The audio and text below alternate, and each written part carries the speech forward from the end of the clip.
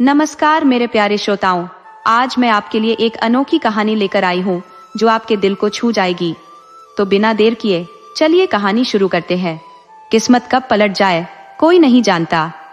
एक लड़की थी मुनिया, जो अपने पिता और सौतेली माँ कलावती के साथ गांव में रहती थी। मुनिया बेहद साधारण जीवन जी रही थी, मगर उसकी सुंदरता लाजवाब थी। गोरी चमड़ी, नाजुक नैन नक्श।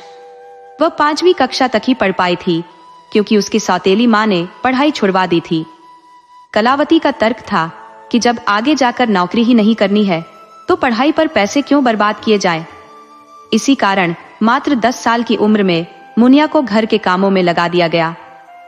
मुनिया बिना कोई सवाल किए हर बात मानती थी और घर के सारे काम संभालने के साथ साथ अपने सौतेले भाई बहनों की देखभाल भी करती थी। इतनी छोटी उम्र में ही उसने बड़ी समझदारी दिखानी शुरू कर दी थी। एक दिन अचानक गांव के जमींदार और सरपंच सुमेर सिंह मुनिया के घर आए। उस वक्त मुनिया रसोई के बर्तन धो रही थी। कलावती ने जब सुमेर सिंह को देखा तो बोली, जी हम आपको नहीं पहचानते, आप कौन है? सुमेर सिंह ने अपनी गर्जन भरी आवाज में कहा, मैं पास वाले गांव का मुखिया हूँ। ये लड़की जो बर्तन धो रही है, क्या ये तुम्हारी बेटी है? कलावती ने उत्तर दिया, हाँ ये मेरी बेटी है। कहिए क्या कहना चाहते हैं? सुमेर सिंह ने कहा, हम अपने बेटे अमर सिंह की शादी तुम्हारी बेटी से करवाना चाहते हैं और इसके बदले में तुम्हें 1 लाख रुपए देंगे। क्या तुम्हें ये मंजूर है? कलावती ने कुछ पल के लिए सोचा। उसने कभी सपने में भी नहीं सोचा था कि मुनिया की वजह से इतना बड़ा मौका मिलेगा। वह अपने फूस के बने घर को देख रही थी और बोली, देखिए जी, 2 लाख रुपए चाहिएंगे मुझे। इतनी खूबसूरत और सीधी लड़की तुम्हें पूरे गांव में नहीं मिलेगी। सुमेर सिंह ने तुरंत कहा, मुझे मंजूर है, पर एक शर्त है। आज से ये लड़की घर का कोई काम नहीं करेगी और बाहर भी नहीं निकलेगी। हम नहीं चाहते कि हमारी बहू पर कोई गैर आदमी नजर डाले।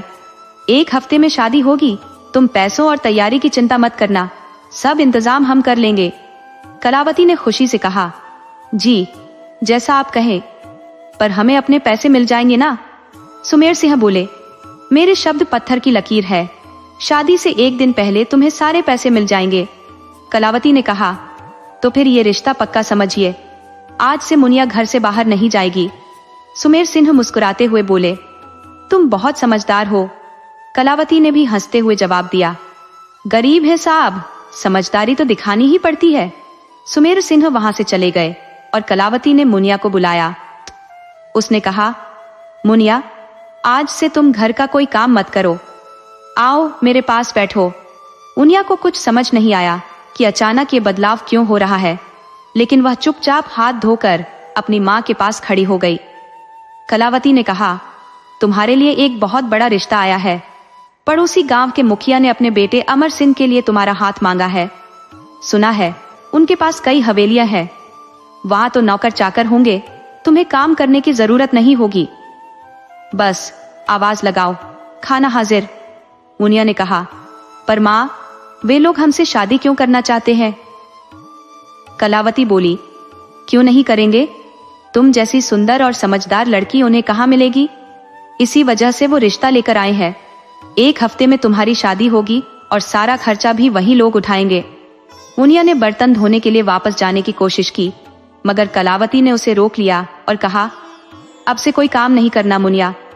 मुनिया दरवाजे के पास छिटक कर कुछ देख रही थी। तभी कलावती उसके पास आकर बोली, अब से सारा काम हम करेंगे, तू बस आराम कर। मुनिया तो अपनी सहेली मंजूरी से मिलने जाने ही वाली थी जब कलावती ने उसे रोक लिया और कहा, अब घर से बाहर जाना भी बंद, जिसे मिलना है उसे घर में ही बुला लेंगे। मुनिया ने सिर हिलाया और चुपचाप अपने कमरे में जाकर लेट गई। उसे समझ नहीं आ रहा था कि माँ अचानक इतनी फिक्रमंद क्यों हो गई है। माँ जो हमेशा उसे ताने मारती रहती थी कि एक छोटा सा काम करने में भी कितना वक्त लगाती है, शायद अब जब वो यहाँ से जाने वाली है, इसीलिए माँ का इस तरह ध्यान रखना स्वाभाविक हो गया है। आखिर माँ तो माँ होती है, चाहे कैसी भी हो। विचारों में डूबी मुनिया रात के 8 बजते बजते सोने की कोशिश कर रही थी। तभी उसके पिता हरिया थके हारे घर लौटे। कलावती ने उनके हाथ मुंह धुलवाकर पास बैठाते हुए कहा, आपको एक खुशखबरी सुनानी है? हरिया ने हैरानी से पूछा, खुशखबरी? कैसी? कलावती ने मुस्कुराते हुए जवाब दिया। देखिए, मुनिया का रिश्ता तय हो गया है, पड़ोस के मुखिया सुमेर सिंह के बेटे से। हरिया चौंकते हुए बोले, इतने बड़े आदमी का हमारे गरीब घर से रिश्ता क्यों? कलावती ने कहा, आप तो हर बात में नुक्ताचीनी करने लगते हैं। सोचना चाहिए कि हमारी मुनिया वहां रानी बनकर रहेगी। वो हमारे सारे खर्चे उठाएंगे और ऊपर से 2 लाख रुपए भी देंगे। हरिया सोच में पड़ गए और बोले, पक्का लड़के में कोई कमी होगी, नहीं तो वो हमें इतने पैसे क्यों दे रहे हैं?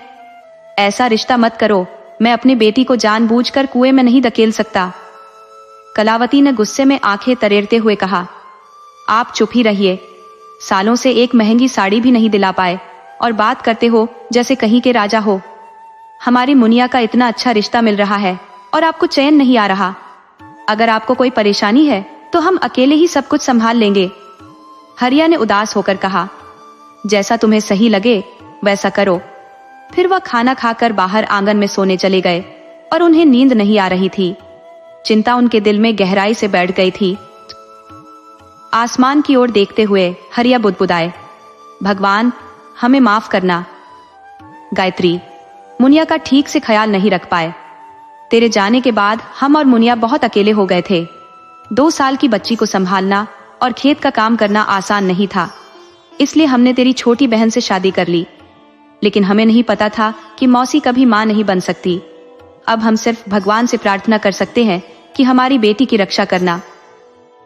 इसी उधेड़बुन में उनकी आंखें बंद होने लगी थी कि अचानक उन्हें किसी ने चादर ओढ़ाई। हरिया हड़बड़ाकर उठे और देखा कि मुनिया मुस्कुराते हुए बोली, अभी तक जाग रहे हो बापू? हरिया उठकर बैठ गए और मुनिया को पास बिठाकर बोले, तू भी जाग रही है बिटिया? क्या बात है, नींद नहीं आई? मुनिया बोली, आज माँ ने कोई काम नहीं करने दिया, इसलिए थकान नहीं हुई और नींद भी नहीं आई। हरिया ने कहा, तू इस रिश्ते से खुश है ना? मुनिया बोली, आप खुश हैं तो हम भी खुश हैं बापू। हरिया ने उसके सिर पर प्यार से हाथ फेरा और कहा, मेरी लाडली बड़ी समझदार हो गई है, अब जाकर सो जा। मुनिया अपने भाई बहनों के पास जाकर सो गई और थोड़ी देर में उसे नींद आ गई। मुनिया के घर के बाहर 2 शानदार गाड़ियां आकर रुकी। एक से उतरी सुमेर सिंह की पत्नी बिमला देवी और दूसरी गाड़ी से 4 नौकर हाथों में भारी थाल लिए हुए बाहर आए।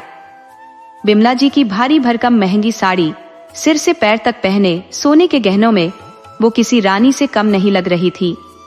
उनकी उम्र लगभग 35 वर्ष की थी और उनका चेहरा ऐसा चमकदार था कि जवान लड़कियां भी उनके सौंदर्य के सामने फीकी लगती।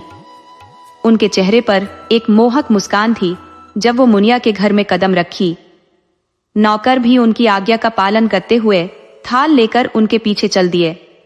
जैसे ही बिमला जी ने नौकरों को निर्देश दिया कि थाल अंदर रखे, तभी मुनिया बाहर आ गई। मुनिया को देखते ही बिमला जी समझ गई कि यही उनकी होने वाली बहू है, क्योंकि साधारण कपड़ों में भी उसकी सुंदरता अलग ही निखर रही थी। मुनिया ने बिमला जी को देखकर थोड़ी झिझक महसूस की, पर जल्दी ही खुद को संभालते हुए उनके पैर छूने के लिए झुकी। बिमला जी ने उसे तुरंत उठाया और उसके माथे को प्यार से चूमते हुए बोली, तुम ही मुनिया हो ना? हमेशा खुश रहो बेटी। मुनिया ने सर हिलाकर हामी भरी। फिर बिमला जी ने कहा, मैं सुमेर सिंह की पत्नी हूँ। मुनिया ने जवाब दिया, हाँ जी, वो घर पर नहीं है। मुनिया ने अपनी छोटी बहन मुन्नी को बुलाने भेजा ताकि वो सुमेर सिंह को बुला सके। बिमला जी खुद मुनिया के पास बैठ गई और मुनिया को अपने पास बुलाते हुए बोली, मुझे माँ कहो बेटी। माँ जी नहीं। फिर उन्होंने भावुक होते हुए कहा, मुझे हमेशा से एक बेटी की चाहत थी जो अब तुम्हारे रूप में पूरी हो गई है, लेकिन तुम्हारी किस्मत की बात सोचकर मेरा दिल दुखता है। भगवान ऐसी किस्मत किसी बेटी को न दे। ये कहते कहते बिमला जी की आंखें भर आई, लेकिन उन्होंने धीरे से अपने आंसू पोंछ लिए ताकि कोई देख न सके। उधर पड़ोस में कलावती अपनी तारीफों के पुल बांध रही थी कि उसने मुनिया के लिए कितना अच्छा घर और दूल्हा चुना है। पड़ोस की औरतें उसकी तारीफ करते नहीं तक रही थी, क्योंकि गरीब घर में अमीर घराने का रिश्ता आना कोई छोटी बात नहीं थी। लेकिन उन्हें यह नहीं पता था कि कलावती ने मुनिया का सौदा पैसे के लिए किया था। कलावती इतनी लालची थी कि वो पैसों के लिए किसी को भी बेच सकती थी। मुनिया तो फिर भी उसकी सौतेली बेटी थी। जैसे ही कलावती ने गाड़ी की आवाज सुनी, वो भागती हुई अंदर आ गई। बिमला जी की राजसी पोशाक देखकर वो समझ गई कि ये लोग सुमेर सिंह के घर से ही आए हैं।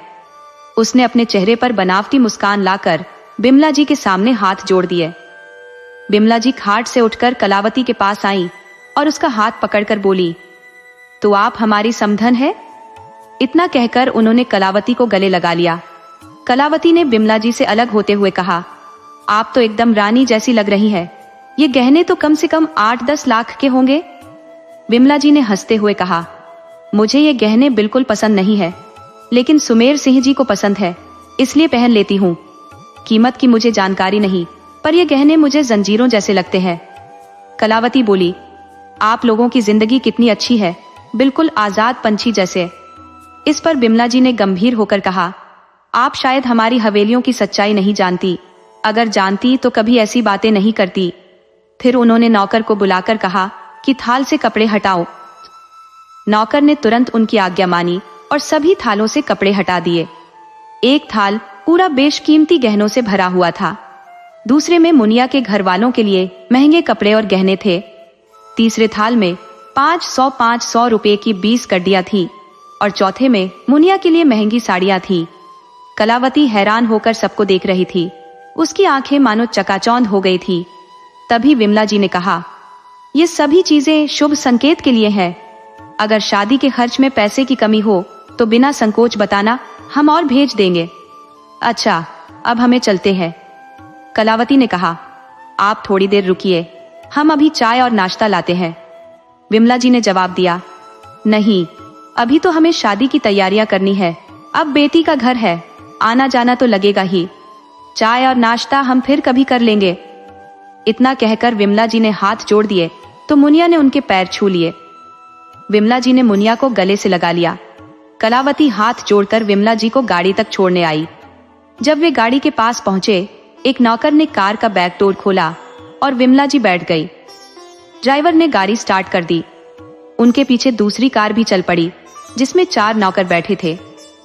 उनके जाने के बाद कलावती घर के अंदर आई और नोटों को गिनना शुरू किया। चूंकि वह ज्यादा पढ़ी लिखी नहीं थी, बार बार गिनती भूल जाती थी।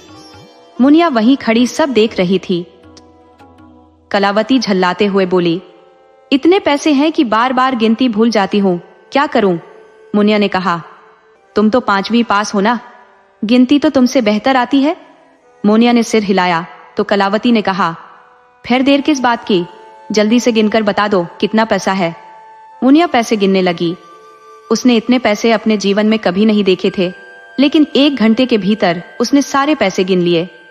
कलावती ने मुनिया की तरफ देखा और कहा, जल्दी बताओ कितना पैसा है, हमें इंतजार नहीं हो रहा। मुनिया ने उत्तर दिया, 2 लाख रुपए हैं। कलावती चकित रह गई। क्या, 2 लाख रुपए? मुनिया ने कलावती के कंधे पर हाथ रखा तो कलावती थोड़ी होश में आई और बोली, वाह, यही तो पैसा हमें शादी के बाद मिलने वाला है। हम भी कितने पागल हैं, अगर 4 लाख मांग लेते तो शायद मिल जाते। कलावती माथे पर हाथ रखकर सोचने लगी। उसकी नजर गहनों पर पड़ी। एक एक करके सारे गहने पहनकर वह आईने के सामने बेड पर बैठ गई। उसे यह भी ध्यान नहीं था कि शाम का खाना बनाना है। वह सोच रही थी, आज तो तू किसी महारानी से कम नहीं लग रही। अगर तू मुनिया जैसी जवान होती तो तेरा ब्याह भी अमीर घर में होता। तू बेड पर बैठी होती और सब कुछ पल भर में आंखों के सामने होता। कलावती इसी तरह अपने सपनों की दुनिया में खोई हुई थी जब हरिया ने उसे कमरे में खोजते हुए पाया। गहनों में लदी हुई कलावती ने ख्यालों में खोई हुई थी। 1-2 बार आवाज देने पर भी जब कलावती ने नहीं सुनी तो मजबूरन हरिया ने उसे हिलाया।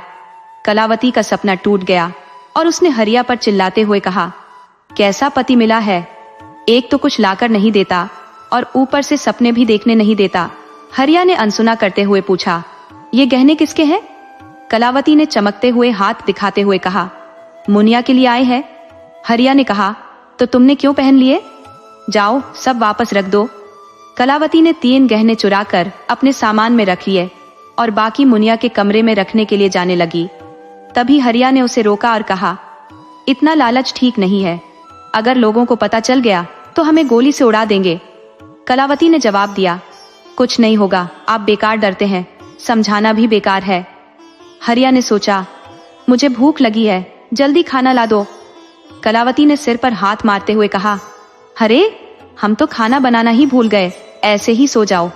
मुनिया बोली, बाबा हम खाना बना चुके हैं, बैठिए हम लाते हैं। हरिया ने पूछा, मुनिया और मुन्नी कहाँ है? छोटे बच्चे भी दिखाई नहीं दे रहे। मुनिया ने मुस्कुराते हुए कहा, हमने दोनों को खाना खिलाकर सुला दिया है। हरिया ने मुनिया के सिर पर हाथ रखकर कहा, झुक झुक जियो मेरी बेटी। मुनिया ने अपने पिता हरिया को खाना देकर अपनी माँ कलावती को बुलाया और कहा, माँ हमने खाना बना लिया है, चलिए हम दोनों भी खा लें। कलावती ने जवाब दिया, मुनिया आज हम बहुत थक गए हैं। अच्छा किया तुमने खाना बना लिया, नहीं तो पूरी रात जागनी पड़ती। लेकिन कल से एक भी काम नहीं करोगी, नहीं तो तुम्हारे ससुर को पता चल जाएगा कि तुम यहाँ काम कर रही हो और हमें माफ नहीं करेंगे। दुनिया ने कहा, ठीक है अब सब छोड़ो और खाना खा लो। कलावती मुनिया के साथ खाना खाने के लिए कमरे से बाहर आ गई और सब ने भोजन का आनंद लिया। खाना खाकर मुनिया ने बर्तन समेटे और सोने के लिए चली गई, लेकिन उसकी आंखों में आज भी नींद नहीं थी। उसकी जगह अगर कोई और लड़की होती तो शायद खुशी के मारे दीवानी हो जाती, पर मुनिया कुछ अलग थी। उसे अपनी सादी सादी जिंदगी ही पसंद थी। उसके मन में तमाम ख्याल घूम रहे थे, क्या वो एक साधारण गांव की लड़की होकर इतने बड़े घर में जी पाएगी? लेकिन फिर उसने अपने दिल को यह सोचकर तसल्ली दी कि उसकी सासू माँ तो बहुत ही अच्छी हैं। जब उन्होंने उसे गले लगाया था तो कितना अपनापन महसूस हुआ था। वे तो सब कुछ सिखा ही देंगी। अगले दिन से शादी की तैयारियां धूमधाम से शुरू हो गई। कलावती ने अपने हिसाब किताब में चालाकी से 50,000 रुपए तक बचा लिए। शादी के दिन सुमेर सिंह ने सब इंतजाम खुद संभाले। खाने से लेकर बाकी सारे कामों के लिए आदमी लगा दिए गए थे। गांव के पास वाले बड़े मैदान में मेहमानों और बारातियों के लिए टेंट लगा दिया गया था। वहां जो पकवान बनाए जा रहे थे उनकी महक दूर दूर तक फैल गई थी। इतने पकवान तो गांव वालों ने कभी खाए तक नहीं थे जितने आज परोसे जा रहे थे। कई दिनों से जिन्हें भरपेट खाना नसीब नहीं हुआ था, वे भी आज दिल खोलकर खा रहे थे और अगले दिन के लिए भी साथ ले जा रहे थे। सुमेर सिंह ने पूरे गांव को दावत दी थी, क्योंकि उनकी इज्जत का सवाल था और दरिया दिली दिखाने का भी। चुनाव पास आ रहे थे और ये अच्छा मौका था कि लोग उन्हें अगली बार विधायक पद के लिए चुने। गांव के सारे लोग सुमेर सिंह की दरिया दिली की तारीफ करते नहीं थक रहे थे। वैसे भी गांव में खबरें आग की तरह फैलती हैं। बड़े लोग अक्सर गरीबों को अपनी तरफ खींचने के लिए रोटी का सहारा लेते हैं। गरीबों के लिए बेटी का होना किसी श्राप से कम नहीं होता। जितना कमाते हैं वो रोज की जरूरतें पूरी करने में ही खत्म हो जाता है, और ऊपर से बेटी के दहेज का बोझ।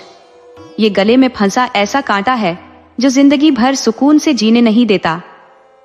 लेकिन सुमेर सिंह ने न सिर्फ गरीब की बेटी को अपनाया, बल्कि शादी का सारा खर्चा भी खुद उठाया। कलावती के तो मजे ही मजे थे। उसे भारी भरकम साड़ियां और गहने तोहफे में मिल रहे थे। वह खुद को किसी महारानी से कम नहीं समझ रही थी। आसपास की किसी औरत के पास न इतने गहने थे, न ही इतनी महंगी साड़ी। दिन भर वह अपने गहने और साड़ी आसपास की औरतों को दिखाने में मस्त थी।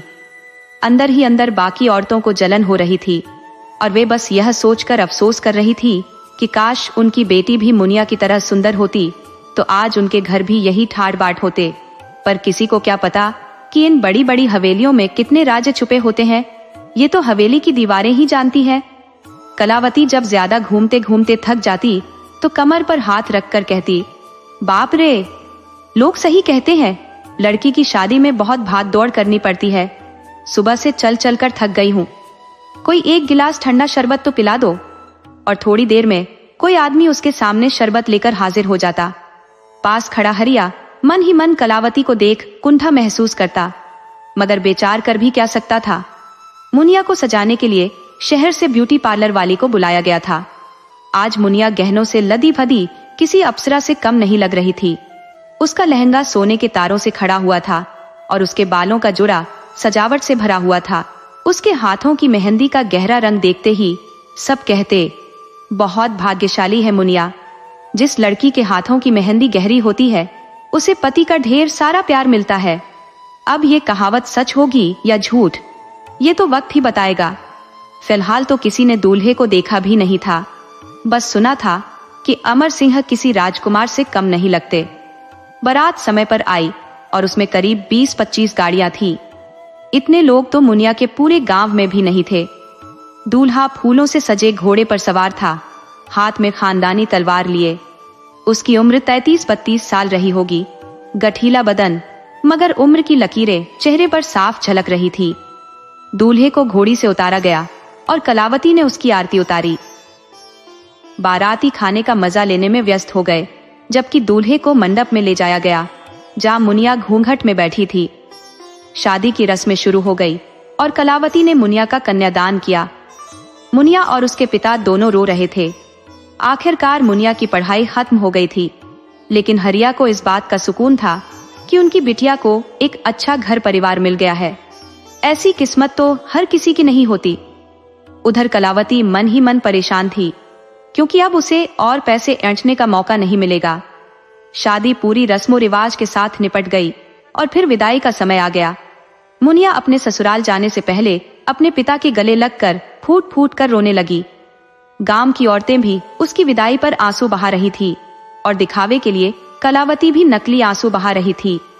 जब मुनिया की बारी आई कि वह अपने पिता से विदा हो, तो वह अपने बापू हरिया के गले लगकर जोर जोर से रो पड़ी। हरिया की भी आंखें नम हो चुकी थी, लेकिन वह अपनी भीगी पलकों को सबसे छुपाने की कोशिश कर रहा था। बाप बेटी एक दूसरे को छोड़ने का नाम ही नहीं ले रहे थे। तभी सुमेर सिंह की भारी आवाज ने माहौल में खलल डाल दी। उन्होंने कलावती से कहा, बहू को गाड़ी में बिठाओ, हमें देर हो रही है। कलावती ने मुनिया को समझाया और उसके पिता से अलग कर उसे कार में बैठा दिया। कार चल पड़ी और विदाई की सिसकियां पीछे छूट गई। करीब आधे घंटे बाद दूल्हे की गाड़ी हवेली के विशाल गेट के अंदर जा खड़ी। हवेली के अंदर विमला जी नौकरानी कजरी से बोली, जाओ आरती का धान और महावर वाला थाल लेकर आओ। कजरी अंदर जाकर थाल उठा लाई।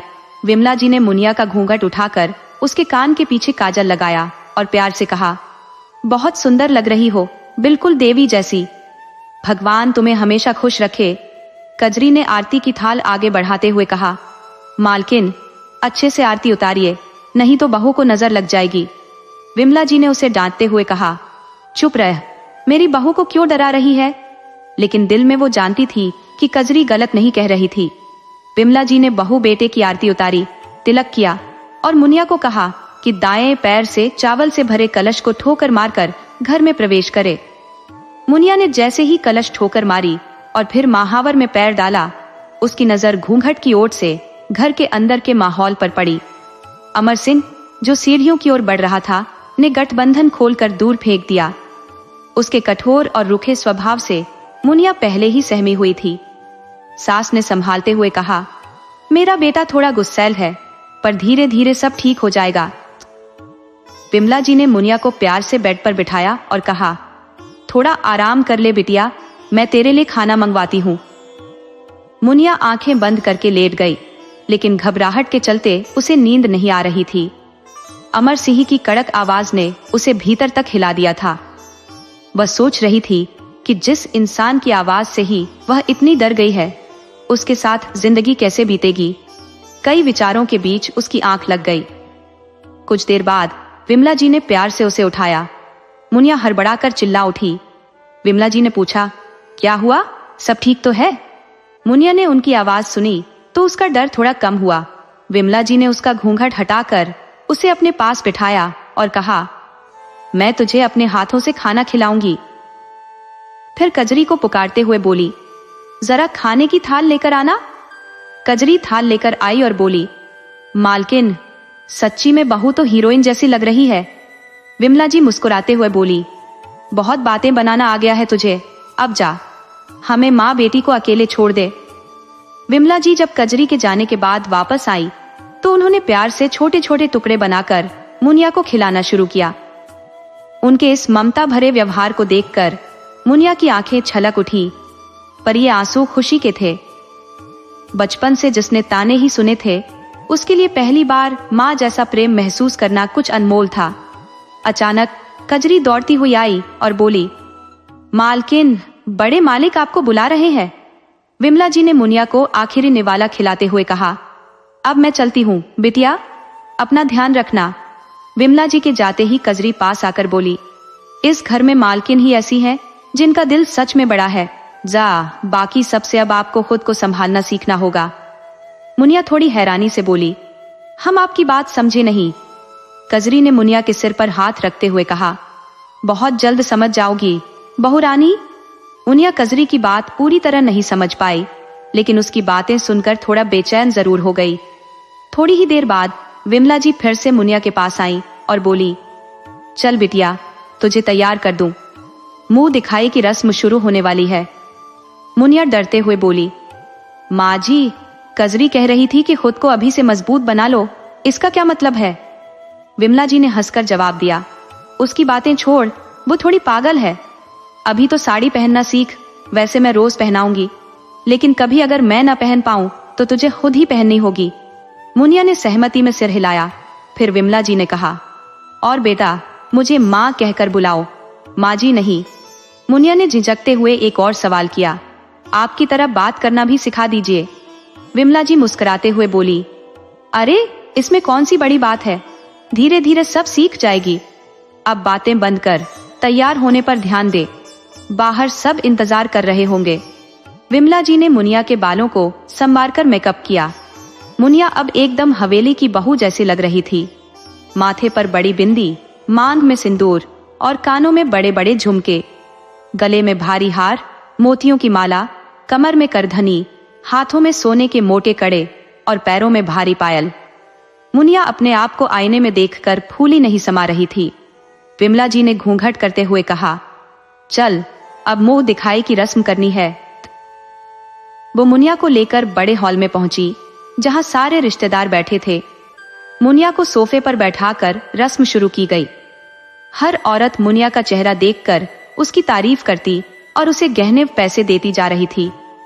एक औरत ने गहनों के साथ मुनिया के हाथ में चुपके से एक पर्ची दी और धीरे से कान में बोली, ये पर्ची तुम्हारे भले के लिए है, ध्यान रखना किसी के हाथ न लगे, वरना ये लोग मुझे मार डालेंगे। मुनिया कुछ समझ पाती उससे पहले वो औरत वहां से चली गई। मुनिया ने तुरंत वह पर्ची अपने ब्लाउज में छुपा ली। रस्में खत्म होते ही उसे फूलों से सजे कमरे में ले जाया गया। कमरा रंग बिरंगी मोमबत्तियों से जगमगा रहा था। मुनिया बिस्तर पर सिमटी बैठी थी, तभी उसे उस औरत की दी हुई पर्ची याद आ गई। उसने जब यह सुनिश्चित कर लिया कि कोई उसे नहीं देख रहा, तो पर्ची निकाली और पढ़ने लगी। पर्ची में लिखा था, यहां से भाग जाओ, वरना तुम्हारी भी वही हालत होगी जो इस घर में आने वाली हर औरत की होती है। ये लोग राक्षस है, खुद को बचाओ। अभी उसने पर्ची पढ़ी ही थी कि कमरे के बाहर किसी के कदमों की आहट सुनाई दी। मुनिया ने डर कर पर्ची फाड़ दी और खिड़की से बाहर फेंक दी। फिर घूंघट डालकर बैठ गई। दरवाजा खुला और अंदर कोई आया। मुनिया ने घूंघट से देखा और बिमला जी को देखकर राहत की सांस ली। बिमला जी बैठकर उससे बातें करने लगी, पर मुनिया का ध्यान उस पर्ची पर ही था। उसने सोचा कि बिमला जी को सब कुछ बता दे, लेकिन फिर उसे डर लगा कि अगर उसकी वजह से उस औरत को कुछ हो गया तो वह खुद को कभी माफ नहीं कर पाएगी। आंख बंद करके किसी पर भरोसा करना मूर्खता होगी। आखिर उसकी सौतेली माँ भी तो सबके सामने अच्छे होने का ढोंग करती है। विमला जी बोली, क्या सोच रही हो बिटिया, घर वालों की याद आ रही है? बिमला जी ने देखा कि मुनिया विचार मग्न होकर बैठी है, तो उन्होंने उसकी मनोदशा को भांपते हुए पूछा। मुनिया ने एक बहाना बना लिया और कहा, हाँ माँ जी, बापू की याद आ रही है। बिमला जी ने कहा, जब मैं यहाँ ब्याह करके आई थी तो बेटियों के बिना मेरा मन भी नहीं लगता था। इतनी विशाल हवेली और रहने वाले बस मैं और तुम्हारे ससुर, तुम्हारे पति, सिर्फ इतने ही थे। बाकी सब नौकर थे। समय भी ऐसा लगता था कि कटता ही नहीं था। फिर एक नन्ही जान मेरे जिंदगी में आई और मेरे अकेलेपन को पूरी तरह मिटा दिया। पूरा दिन उसी की देखभाल और उसे प्यार देने में गुजर जाता था। तुम्हारे पति मुनिया, वे मेरे अपने बेटे नहीं है। क्या तुम भी हमारी माँ की तरह उन्हें इतना प्यार नहीं करती? मुनिया ने गलती से ऐसा कुछ बोल दिया, लेकिन जब उसे समझाया गया तो उसने अपनी बात सुधारने की कोशिश की। बिमला जी समझ गई कि मुनिया का तात्पर्य था कि वे तुम्हारे बेटे हैं या नहीं। बिमला जी ने कहा, मेरे बेटे यहाँ से बहुत दूर एक बड़े शहर में रहते हैं। यहाँ की चकाचौंध में उनका दम घुटता है, इसलिए वह बहुत कम आते हैं। ज्यादातर मैं ही उनसे मिलने शहर जाती हूँ। विमला जी की आंखें भर आईं, जिसे उन्होंने मुनिया से छुपाने की कोशिश की। तभी कमरे में अमर सिंह, मुनिया का पति, आया। उसे देखकर विमला जी उठने लगी, लेकिन मुनिया ने उनका हाथ पकड़ लिया। विमला जी ने अपना हाथ छुड़ाते हुए कहा, अपना ख्याल रखना बेटिया, अब मैं चलती हूँ। इतना कहकर विमला जी कमरे से चली गई। उनके जाते ही अमर सिंह ने दरवाजा बंद कर लिया और मुनिया की ओर बढ़ने लगा। मुनिया ने शर्म के मारे गर्दन झुका ली। अमर सिंह उसके सामने बैठ गया और मुनिया का घूंघट उठा दिया। मुनिया डर के मारे अपनी आंखें बंद किए हुए थी। अमर सिंह ने उसकी ठुड्डी पकड़कर उसका चेहरा अपनी ओर मोड़ा। उसने इतनी जोर से पकड़ रखा था कि मुनिया को दर्द हो रहा था, लेकिन अमर सिंह पर कोई फर्क नहीं पड़ रहा था। वह बोला, तू सच में बहुत सुंदर है। मैं बेकार में ही अपने बाप पर गुस्सा हो रहा था। तेरा नाजुक शरीर बहुत अच्छा है। अमर सिंह ने मुनिया को देखकर शैतानी हंसी हंसते हुए कहा, जिससे मुनिया और भी सहम गई। तभी अमर सिंह ने मुनिया को बेड पर फेंक दिया। मुनिया चिल्लाती रही, लेकिन अमर सिंह पर इसका कोई असर नहीं हुआ। मुनिया की चीखें हवेली में गूंजने लगी और बिमला जी की आंखों में आंसुओं की बौछार हो गई, जिससे उनका तकिया पूरी तरह गीला हो गया। बिमला जी ने पूरी रात बेचैनी में जागते हुए बिताई। अगले दिन मुनिया बेड पर अधमरी अवस्था में पड़ी थी। उसके और अमर सिंह के कपड़ों पर खून के धब्बे थे और कन्हैया पर जगह जगह खून निकल रहा था। इसके अलावा उसकी गर्दन, हाथ और पैरों पर नीले धब्बे थे। मुनिया ने अपने आप से कहा, सुबह होते ही जैसे ही वक्त मिलेगा विमला जी को बताऊंगी। विमला जी ने कमरे की ओर दौड़ते हुए देखा कि दरवाजा बाहर से बंद था। उन्होंने जल्दी से दरवाजा खोला और मुनिया की ओर लपकी। मुनिया की हालत देखकर बिमला जी ने घबराते हुए कहा, मुनिया, मुझे माफ कर दो। मैं तेरी माँ तो नहीं बन पाई, लेकिन माँ का कर्तव्य निभाने में असफल रही। सब कुछ जानते हुए भी चुप रही। मुनिया इस हालत में कुछ बोलने की स्थिति में नहीं थी। उन्होंने कजरी को बुलाया और कजरी जल्दी से कमरे में आई और दरवाजे पर हाथ बांधकर खड़ी हो गई। बिमला जी ने चिल्लाते हुए कहा, जल्दी से गर्म पानी और एक कपड़ा लाओ और साथ ही मेरे कमरे की अलमारी से सफेद रंग का डिब्बा लाओ। कजरी ने थोड़ी देर में सब कुछ लाकर कमरे में रख दिया। फिर बिमला जी ने मुनिया की हालत देखकर आंसू बहाते हुए कहा, क्या हाल बना दिया है छोटों से मालिक ने। बहू रानी को ऐसे राक्षस की तरह नोचते हैं क्या? अपनी पत्नी को सच में इंसान की तरह नहीं समझते, जैसे राक्षस पेट की आग बुझाते हैं। नहीं तो कब का यह नौकरी छोड़ देती। बिमला जी ने गर्म पानी में कपड़ा भिगोकर मुनिया के पूरे शरीर की सिकाई की और फिर उसके घावों पर दबा लगाकर उसे गोद में लिटाया और उसके बालों को सहलाने लगी।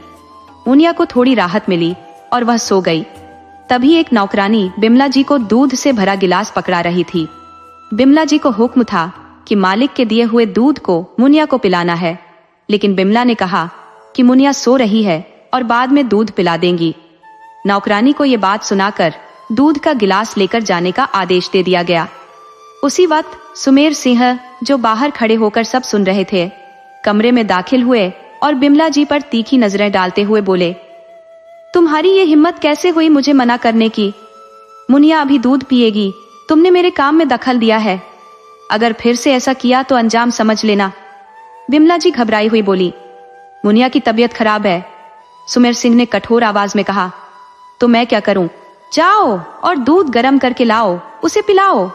बिमला जी उलझन में थी कि कैसे मुनिया को बचाएं। वो मुनिया के पास गई और उसे बिस्तर पर लेटा दिया। फिर धीरे धीरे अपने पल्लू को नीचे करते हुए सुमेर सिंह के पास आई। सुमेर सिंह उसकी खूबसूरती को निहारते हुए बोले, तुम्हारी खूबसूरती अब भी वैसी ही है जैसे पहले थी, पर अभी मुझे मुनिया चाहिए, इसलिए मुझे रिझाने की कोशिश मत करो। दूध लाकर उसे पिला दो। सुमेर सिंह ने बिमला को धक्का देते हुए कहा, जिससे बिमला का संतुलन बिगड़ गया और उसका सिर सोफे के कोने से टकरा गया। दर्द से कराहते हुए बिमला संभल कर फिर सुमेर सिंह के पास आई और एक उंगली से उनके चेहरे को छूते हुए बोली, आपको मुनिया चाहिए तो ठीक है, पर पहले उसकी हालत देख लीजिए। वो इस वक्त जीती जागती लाश जैसी है। अगर आपने इस हाल में उसे छुआ तो वो मर जाएगी, फिर आपकी तमन्ना अधूरी रह जाएगी। अब सोचिए, मेरे साथ कुछ पल बिताना चाहते हैं या मुनिया को लाश बनाना चाहते हैं? सुमेर सिंह थोड़ी देर सोचने के बाद बोले, ठीक है, अभी मुनिया को छोड़ देता हूँ, पर इसे जल्दी ठीक कर दो। फिलहाल मैं तुम्ही से काम चला लूंगा, अगली बार मुनिया को ही संभालना होगा। बिमला जी ने हामी भरी और फिर सुमेर सिंह कमरे से निकल गए। 1 घंटे बाद बिमला और सुमेर सिंह फिर से उनके कमरे में थे। बिमला जी ने कहा, जब तक मुनिया ठीक नहीं हो जाती आप मेरे साथ ही रहिए। सुमेर सिंह बोले, देखो बिमला, मैं देख रहा हूं कि तुम मुनिया को मुझसे बचाने की कोशिश कर रही हो, पर कितने दिन तुम उसे बचा पाओगी? अब वो मेरी संपत्ति है और मैं जब चाहूं उसे हासिल कर सकता हूं। बिमला ने धैर्य से जवाब दिया, मालिक, मेरा मतलब गलत मत समझिए। आपका बेटा अमर सिंह सब्र नहीं कर सकता। उसने मुनिया की हालत पहले ही खराब कर दी है। अगर आज उसे दूर नहीं रखा गया तो सुबह मुनिया की लाश ही मिलेगी, फिर आपकी हसरत अधूरी रह जाएगी। सुमेर सिंह ने बिमला की बात समझते हुए कहा, तुम सही कह रही हो। जब तक मुनिया ठीक नहीं हो जाती तुम ही उसके साथ रहो और उसका ख्याल रखो। अमर सिंह को मैं संभाल लूंगा। बिमला ने संतोष की सांस ली। उसे लगा कि कम से कम कुछ दिन के लिए मुनिया को बचा लिया। वह मुनिया के कमरे में गई और उसे सहारा देकर उठाया। मुनिया ने तकिए का सहारा लिया और बिमला जी से कहा, हम ठीक है। बिमला ने मुस्कुराते हुए पूछा, खाना खाएगी ना मेरे साथ? मुनिया मुस्कुराई और बोली, ठीक है माँ। कुछ देर बाद नौकर खाना लेकर आया। बिमला जी ने दरवाजा बंद कर दिया और नौकर से कहा, छोटे मालिक इधर आए तो उन्हें मालिक के पास भेज देना। फिर बिमला मुनिया को बाथरूम ले गई, उसे ताजगी महसूस कराई और दोनों ने साथ बैठकर खाना खाया। थकान की वजह से दोनों जल्दी सो गई। रात को अमर सिंह शराब पीकर अपने कमरे में लौटा, पर कमरे का दरवाजा बंद देखकर भड़क गया और जोर जोर से दरवाजा पीटने लगा। उसकी आवाज सुनकर सुमेर सिंह ने एक नौकर को उसे बुलाने भेजा। पैर पटकते हुए अमर सिंह सुमेर सिंह के कमरे में पहुंचा। अमर सिंह ने गुस्से में कहा, आपने मुझे क्यों बुलाया है?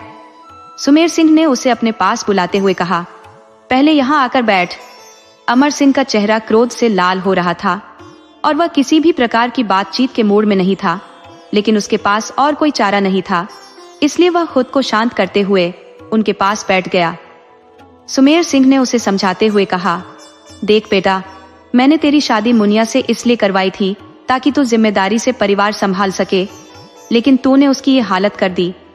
अगर आज मैंने तुझे नहीं रोका होता तो तू उसे मार ही डालता। ऐसे मामलों को धीरे धीरे सुलझाना चाहिए और जब तक मुनिया ठीक नहीं हो जाती तू वहां नहीं जाएगा। मैं तेरे लिए किसी और लड़की का इंतजाम कर देता हूँ। इतना कहकर सुमेर सिंह ने एक आदमी को फोन लगाया और कुछ कहा। उधर से जवाब आया, ठीक है, आधे घंटे में लड़की लेकर आता हूँ। सुमेर सिंह ने अमर सिंह से कहा, जाकर मजे कर। अमर सिंह जाते हुए बुदबुदाया, ये साला मेरा बाप मुझे क्यों नहीं मार देता? हर वक्त हुक्म चलाता रहता है और खुद बहू पर गंदी नजर रखता है। मुझे ज्ञान की बातें सिखा रहा है। अगर सारी प्रॉपर्टी इसके नाम नहीं होती ना तो कब का इसे ऊपर भेज चुका होता। अमर सिंह खुद से बड़बड़ाता हुआ सीढ़ियों की ओर बढ़ा और तीसरी मंजिल के आखिरी कमरे की ओर जाने लगा। वहां पहुंचकर उसने दरवाजे का ताला खोला। कमरे में एक औरत बिस्तर पर पड़ी थी, जिसके गालों पर आंसुओं के निशान और शरीर पर चोटों के गहरे निशान थे। जैसे ही अमर सिंह ने उसे छूने की कोशिश की, उसने आंखें खोल दी। अमर सिंह को देखकर वह अचानक फुर्ती से उठी और उसे जोर से धक्का दिया, लेकिन अमर सिंह पहले से इसके लिए तैयार था। उसने तुरंत उसकी कलाई कसकर पकड़ ली। वह औरत चीखते हुए बोली, तुम्हारी हिम्मत कैसे हुई मुझे छूने की? अमर सिंह उसकी गर्दन पर उंगलियां फेरते हुए बोला, तुझे क्या लगता है मैं जो चाहूंगा वही करूंगा? वह औरत खुद को उससे छुड़ाने की हर कोशिश कर रही थी, लेकिन अमर सिंह ने उसे अपने दोनों हाथों से कसकर पकड़ लिया। जब वह हर ओर से नाकाम रही तो वह गिड़गिड़ाते हुए बोली, कृपया मुझे छोड़ दो, मैं मां बनने वाली हूं। लेकिन अमर सिंह उसकी बातों को अनसुना करते हुए उसके दोनों हाथों को रस्सियों से बांधने लगा और अपनी मर्जी करने पर उतर आया। जब उसका मन भर गया तो उसने औरत के हाथ खोल दिए और उसके कान में धीरे से कहा, अगर तूने मुझे एक बेटा दे दिया होता तो आज तू यहाँ नहीं होती, मुनिया की जगह मेरे कमरे में होती। पर कोई बात नहीं, इस बार मुझे बेटा दे दे, फिर मैं तुझे इस कमरे से आजाद कर दूंगा। वह औरत हंसते हुए बोली, मैं भगवान से यही दुआ करती हूँ कि तुझे कभी बेटा ना हो न मुझसे और न किसी और से। ये सुनकर अमर सिंह ने उसे दीवार पर जोर से धक्का दिया और कहा, तू क्या खुद को देवी समझती है? तेरे चाहने से मुझे बेटा नहीं होगा। औरत का सिर दीवार से टकराया और उससे खून बहने लगा। कुछ ही देर में वह बेहोश होकर गिर पड़ी। अमर सिंह ने कमरे का दरवाजा बंद किया और हॉल में जाकर फोन के नंबर घुमाने लगा। फोन उठने पर किसी ने कहा, नमस्ते सुमेर सिंह जी, इतनी रात को फोन किया, क्या कोई इमरजेंसी है? अमर सिंह घबराने का नाटक करते हुए बोला, मैं सुमेर सिंह नहीं, उनका बड़ा बेटा अमर सिंह बोल रहा हूँ। मेरी पहली पत्नी ने 2 बार अपना बच्चा खो दिया है और इस वजह से वह पागल हो गई है। उसने दीवार पर अपना सिर मारकर फोड़ लिया है, प्लीज उसे बचा लीजिए। डॉक्टर ने जवाब दिया, आप चिंता मत कीजिए, मैं अभी आता हूँ। कुछ घंटे बाद डॉक्टर ने अमर सिंह को बताया। डॉक्टर ने अमर सिंह से कहा, क्या आपकी पत्नी अब खतरे से बाहर है? बस इतना ध्यान रखिए कि वो फिर से ऐसी गलती न करे, वरना आप उन्हें और अपने बच्चे दोनों को खो देंगे। अमर सिंह ने डॉक्टर का शुक्रिया अदा किया। उधर मुनिया धीरे धीरे ठीक हो रही थी, पर पूरी तरह ठीक होने में उसे 1 हफ्ता लग गया। इन दिनों विमला जी ने ही उसकी देखभाल की थी। एक दिन मुनिया अपने कमरे में आराम कर रही थी, तभी कजरी दूध का गिलास लेकर आई और बोली, ये बहू रानी मालकिन ने आपके लिए भेजा है। मुनिया ने कहा, अभी पीने का मन नहीं है, माँ को बोल देना कि रात में पी लेंगे। कजरी जाने लगी, तभी विमला जी खुद दूध का गिलास लेकर आई और मुनिया के पास बैठ गई। वो बोली, बेटी, माँ की बात भी टालती हो।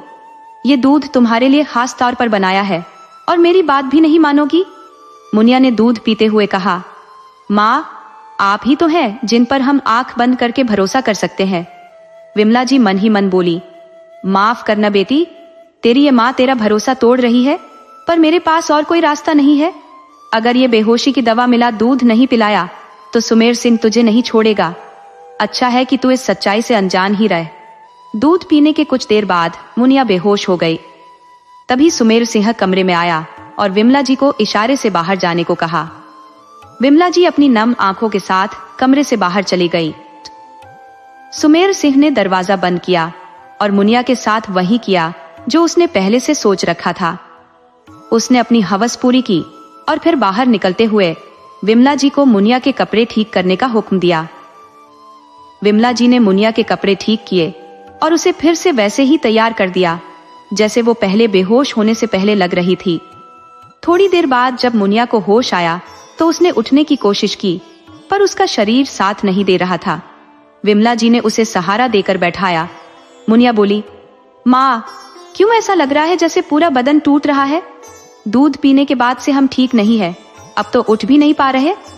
विमला जी बोली, बिटिया, तू बहुत देर तक सोई है, इसलिए ऐसा लग रहा है, धीरे धीरे सब ठीक हो जाएगा। मुनिया बोली, माँ, आज आप हमारे साथ ही सो जाइए। विमला जी ने उसके सिर पर हाथ रखते हुए कहा, नहीं बिटिया, अब तुझे अपने पति के साथ रहना है। मुनिया रोते हुए बोली, माँ, हमें उनके साथ नहीं रहना, वो जानवरों जैसा बर्ताव करते हैं।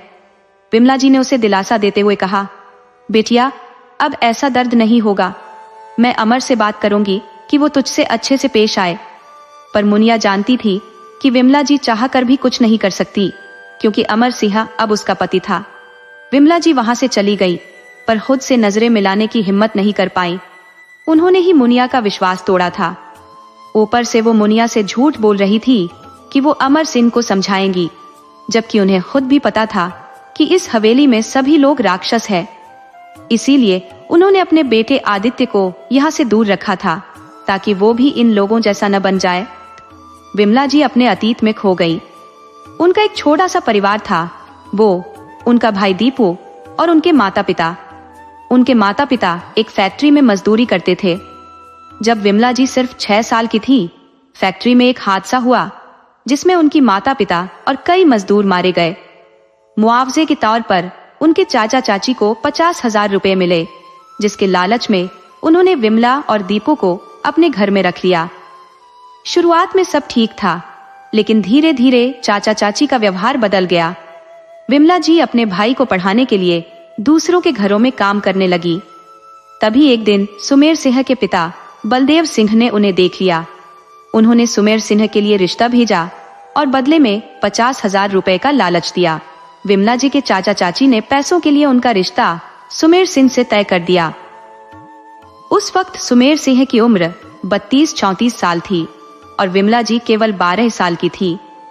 ऊपर से सुमेर सिंह का एक 8-10 साल का बेटा भी था जिसका नाम अमर सिंह था। जब विमला जी अपने ससुराल आई तो उन्होंने भी वही त्रासदी झेली जो आज मुनिया के साथ हो रही थी। धीरे धीरे हवेली के भीतर की एक और भयावह हकीकत से उनका सामना हुआ। हवेली में जब भी किसी महिला की बेटी होती थी तो उस नवजात बच्ची को बलदेव जी जिंदा जमीन में दफना देते थे। एक तो बेटी खोने का गम, ऊपर से उस महिला को तुरंत ही दूसरा गर्भ भी मिल जाता था।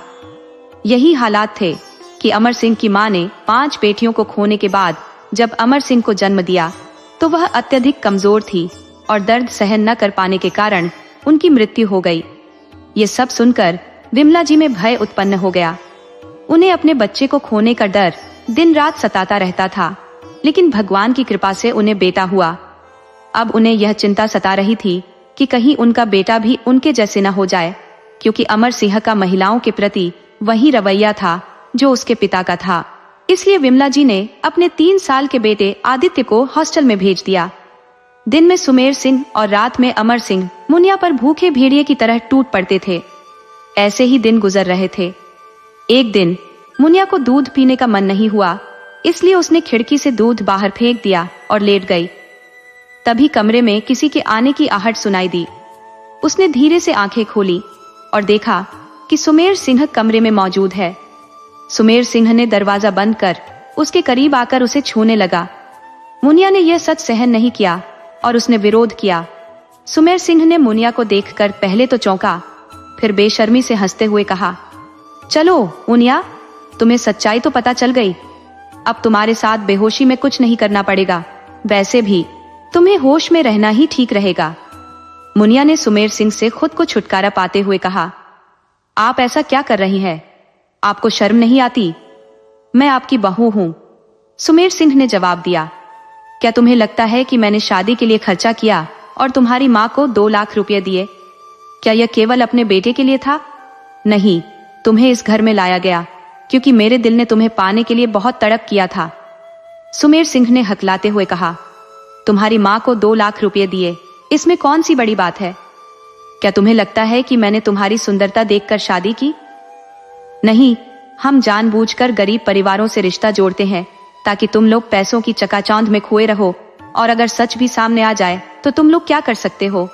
हमने पुलिस को भी खरीद रखा है। अब मेरा मूड मत खराब करो। मुनिया ने सुमेर सिंह की बातें सुनकर सोचा कि वह इन राक्षसों के जाल को तोड़ने में असमर्थ है, इसलिए उसने खुद को सुमेर सिंह के हवाले कर दिया। सुमेर सिंह अपनी मर्जी चलाकर वहां से चला गया। मुनिया बेड पर निढाल हो गई। जो कुछ भी उसके सामने आया वह उसके लिए एक गहरे सदमे से कम नहीं था।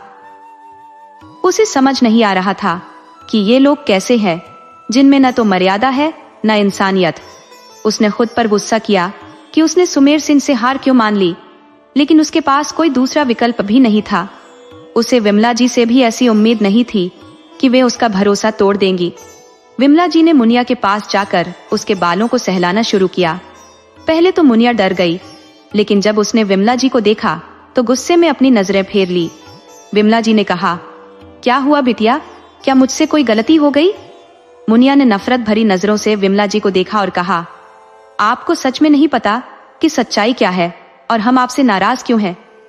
विमला जी ने जवाब दिया, बिटिया, जब तक तुम नहीं बताओगी मुझे कैसे पता चलेगा? मुनिया ने कहा, आप ही ने हमें बेहोशी वाला दूध पिलाया और सुमेर सिंह ने हमारे शरीर को नोच डाला। विमला जी ने भीगी पलकों से कहा, बिटिया, तुमको सब कुछ पता चल ही गया है। क्या लगता है मैंने तुम्हें बचाने की कोशिश नहीं की? लेकिन मैं मजबूर थी। हमारी यही किस्मत है। हम जीवन भर इस घर के पुरुषों की कठपुतली बनकर रहेंगे और ऐसे ही मर जाएंगे। मुनिया ने अचरज भरी नजरों से पूछा, इसका मतलब है कि आपके साथ भी यही सब हुआ है? विमला जी ने कहा, हाँ बिटिया, जैसे तुम्हें सुमेर सिंह ने अपने फायदे के लिए खरीदा, वैसे ही मुझे सुमेर सिंह के पिता बलदेव सिंह ने खरीदा था। इस घर की हर महिला की यही किस्मत है। हम चाहकर भी कुछ नहीं कर सकते।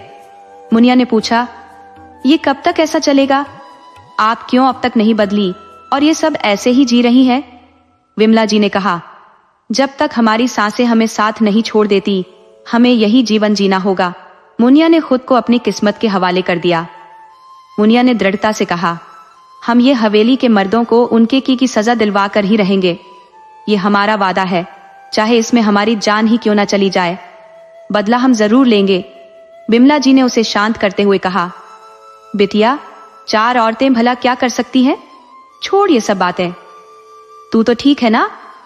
मुनिया ने थोड़ा सोचते हुए कहा, अब हम ठीक हैं, अपना ख्याल खुद ही रखना पड़ेगा। इतना कहकर उसने खुद को संवारा और तैयार हो गई। बिमला जी मन ही मन सोचने लगी, भगवान जाने मुनिया के मन में क्या चल रहा है, लेकिन भगवान उसकी रक्षा करे। अगले दिन सुमेर सिंह के आने से पहले मुनिया अच्छे से सजी धजी तैयार बैठी थी। जब सुमेर सिंह उसके पास आया तो मुनिया उससे लिपट कर बोली, हम कब से आपका इंतजार कर रहे थे।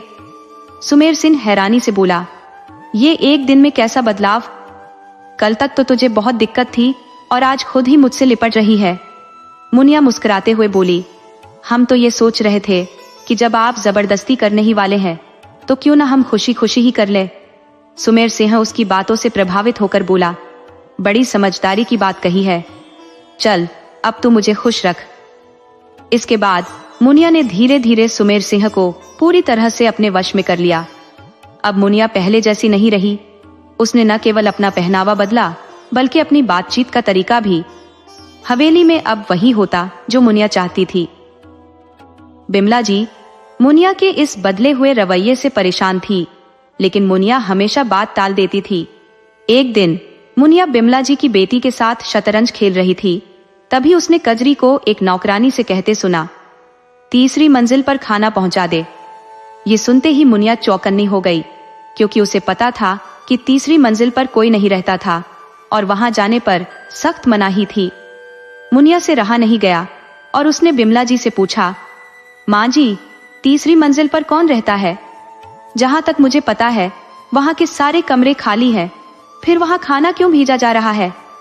बिमला जी ने टालते हुए कहा, मुनिया, छोड़ इन बातों को, शतरंज पर ध्यान दे। पर मुनिया ने जिद करते हुए कहा, नहीं माँ जी, बताइए ना, नहीं तो मैं खुद जाकर पता कर लूंगी।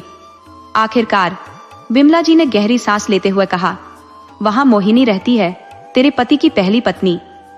जब उसने पहली बेटी को जन्म दिया था तो अमर सिंह ने उस बच्ची को जिंदा ही जमीन में दफना दिया और उसे बताया कि बच्ची मरी हुई पैदा हुई थी। दूसरी बार भी वही होने वाला था, पर इस बार उसे होश आ गया और उसने अपनी बेटी को बचाने के लिए अमर सिंह पर चाकू से हमला कर दिया। तभी से उसे कमरे में बंद कर दिया गया है। अब वो फिर से मां बनने वाली है और भगवान से यही प्रार्थना करती है कि इस बार उसे बेटा हो, ताकि उसे इस कैद से आजादी मिल सके। बिमला जी दुखी आवाज में ये सब बातें मुनिया को बता रही थी। मुनिया हैरान होकर बोली, लेकिन माँ जी, आपने ये बात मुझे पहले क्यों नहीं बताई? बिमला जी ने जवाब दिया, इसलिए कि तू बेवजह परेशान हो जाती। हम कर भी क्या सकते हैं? मुनिया ने दृढ़ता से कहा, आप नहीं कर सकती, लेकिन मैं कर सकती हूँ। बिमला जी ने उसकी तरफ हाथ रखते हुए कहा, पर कैसे बिटिया? बस खुद को किसी मुसीबत में मत डालना। मुनिया ने विश्वास से भरी आवाज में कहा, माँ जी, आप बिल्कुल चिंता मत कीजिए, मैं लड़ाई थोड़े ही करने जा रही हूँ। किसी ने सही कहा है, जब कोई काम प्यार से हो सकता है तो फिर हिंसा की क्या जरूरत? बिमला जी ने सिर हिलाते हुए कहा, आजकल तो बड़ी अजीब अजीब बातें करती है मुनिया। मुनिया बोली, माँ जी, मुझे कुछ समझ में नहीं आता, आप इन बातों से दूर रहिए, मैं कमरे में जा रही हूँ। इतना कहकर वह अपने कमरे में चली गई। वहां जाकर उसने अपने बाल संवार कर खुद को सुमेर सिंह का इंतजार करने के लिए तैयार किया। कुछ देर बाद सुमेर सिंह कमरे में दाखिल हुआ और दरवाजे की चिटकनी बंद कर दी। मुनिया बिस्तर पर नजाकत से बैठी हुई थी। सुमेर सिंह उसके करीब आया और बोला, आज तो तुम कुछ अलग ही दिख रही हो, कहीं अपनी अदाओं से कत्ल करने का इरादा तो नहीं है? मुनिया हंसते हुए बोली, मैं क्या आपको कत्ल कर पाऊंगी? मैं तो खुद आपकी दीवानी हो गई हूं। सुमेर सिंह ने मुस्कुराते हुए कहा, अच्छा, मतलब मीठी मीठी बातें करके मेरा दिल जीतना चाहती हो? मुनिया ने उसे खुद से दूर करते हुए कहा, आज आपके करीब आने की एक शर्त है।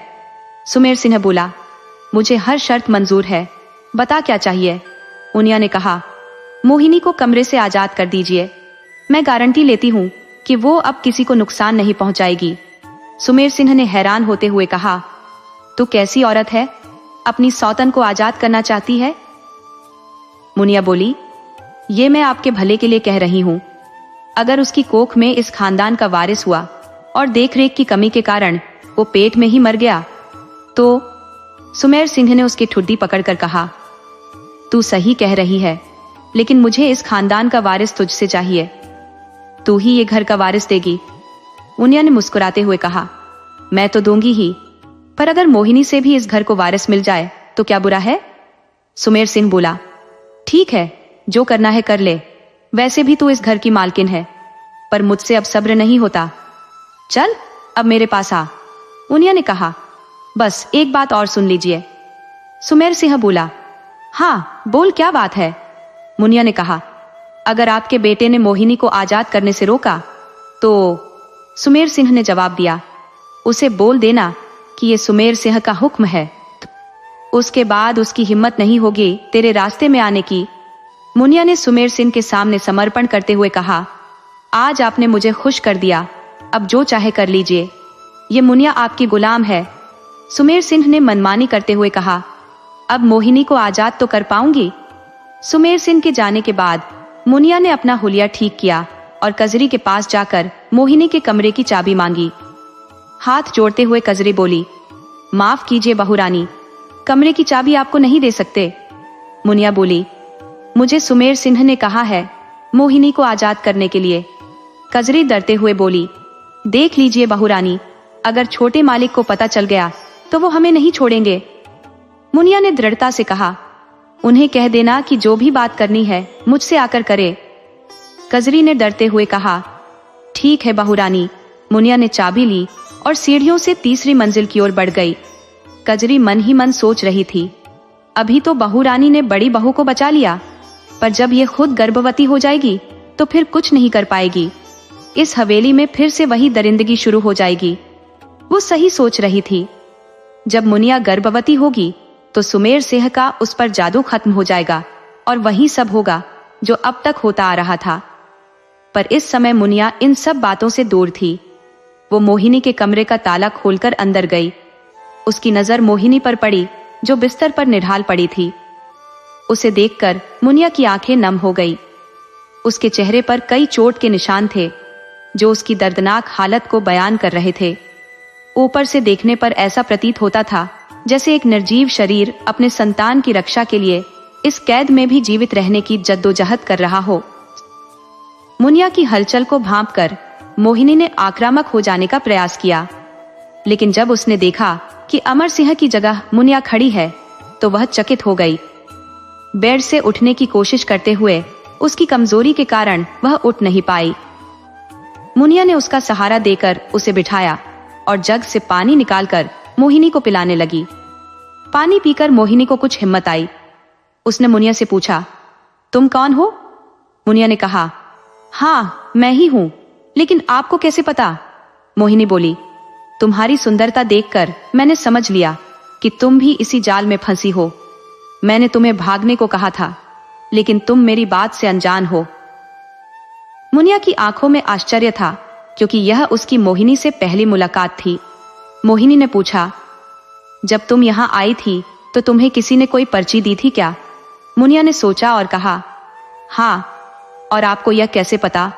मोहिनी ने जवाब दिया, मैंने खुद तुम्हें पर्ची लिखवाकर एक नौकरानी के हाथों भेजा था ताकि तुम इस नरक से भाग सको।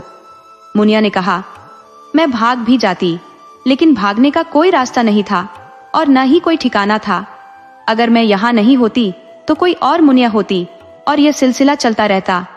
मोहिनी ने कहा, तुमने ठीक कहा मुनिया, लेकिन तुम जाती भी तो जाती कहाँ?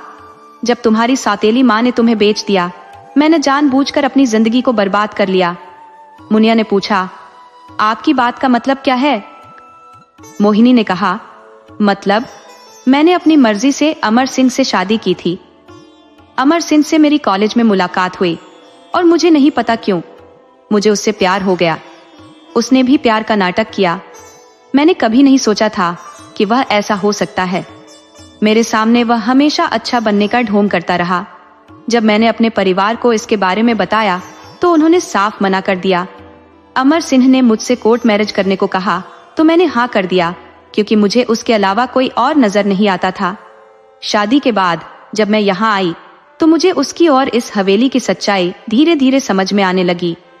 जब मैंने इसका विरोध किया तो मुझे यहाँ बंद कर दिया गया। मोहिनी रोती जा रही थी और अपनी कहानी मुनिया को सुना रही थी। मुनिया ने कहा, इसमें आपकी कोई गलती नहीं है।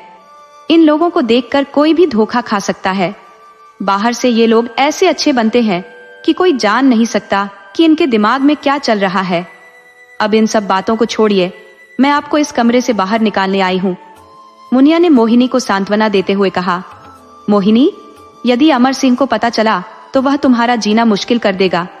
मुनिया ने कहा, आप उसकी चिंता मत कीजिए, अमर सिंह कुछ नहीं कर पाएगा।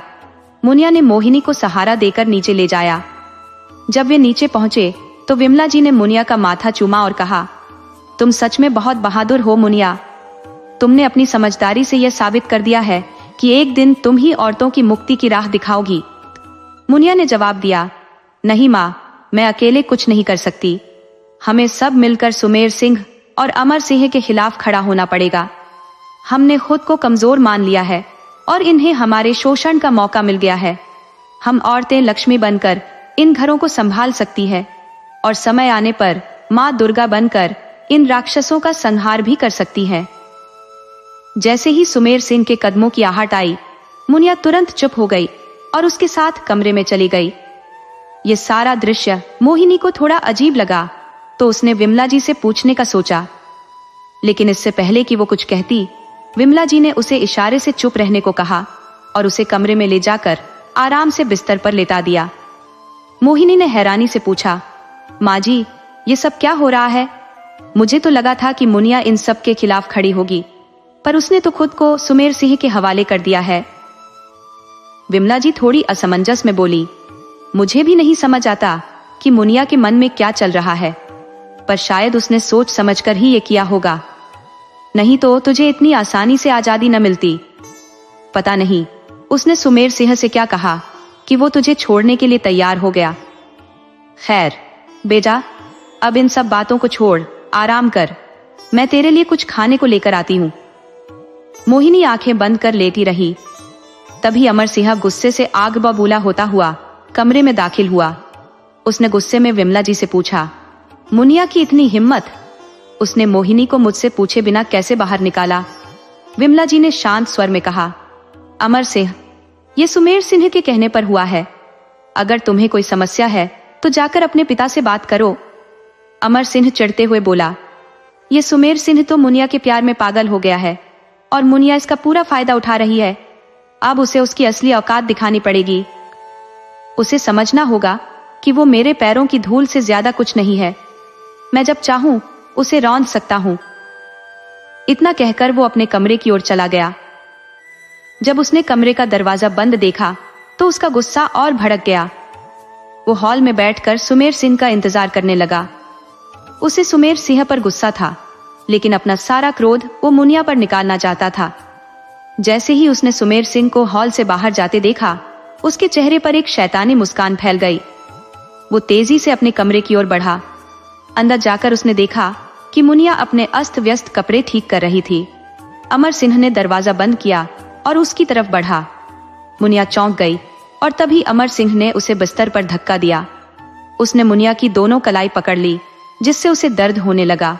वो चीखते हुए बोली, मेरा हाथ छोड़ो, अभी मेरा ये सब करने का मन नहीं है। अमर सिंह ने गुस्से में उसकी कलाइयों को और जोर से दबाया। मुनिया की चीख निकल गई। हंसते हुए अमर सिंह बोला, अब तो तुझे समझ में आ गया होगा, तेरा अस्तित्व मेरे पैरों की धूल से ज्यादा कुछ नहीं है। मैं जब चाहूं तुझे मसल सकता हूं। तूने मेरे पिता पर जादू कर रखा है, पर जल्द ही तुझे भी बाकी औरतों की तरह जमीन पर गिरा दूंगा। मुनिया ने अमर सिंह को धक्का दिया और तुरंत बेड से कूदकर खड़ी हो गई। उसने पास पड़ी मेज से चाकू उठाया और उसे लहराते हुए बोली, आओ पकड़ो मुझे, अभी तो बहुत मर्द बन रहे थे। अमर सिंह घबराकर भागते हुए बोला, तुझे बाद में देखता हूं मुनिया। इस बीच विमला जी की देखभाल से मोहिनी अब पहले से काफी बेहतर महसूस कर रही थी। उसका अंतिम महीना चल रहा था, इसलिए मुनिया भी उसके पास ज्यादा वक्त बिताती थी। एक दिन अचानक मोहिनी को तेज दर्द होने लगा। वो दर्द में कराहने लगी। मुनिया घबरा गई और तुरंत विमला जी को बुलाने चली गई। उसने घबराते हुए कहा, माँ, पता नहीं मोहिनी दीदी को क्या हो गया है, वो दर्द से चीख रही है।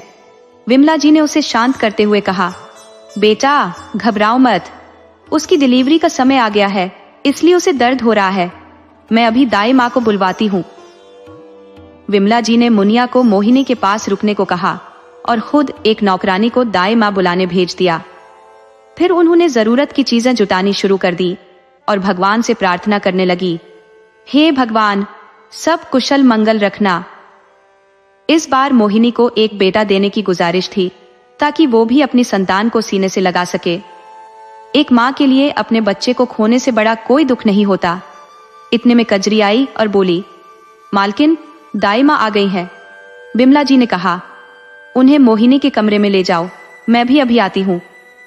कजरी दाई माँ को लेकर मोहिनी के पास गई और उनके पीछे पीछे बिमला जी भी पहुंच गई। मुनिया ये सब कुछ देख रही थी, पर उसे यह सब सहन नहीं हो रहा था, इसलिए वो कमरे के बाहर बैठ गई और प्रार्थना करने लगी कि मोहिनी और उसका बच्चा सुरक्षित रहे।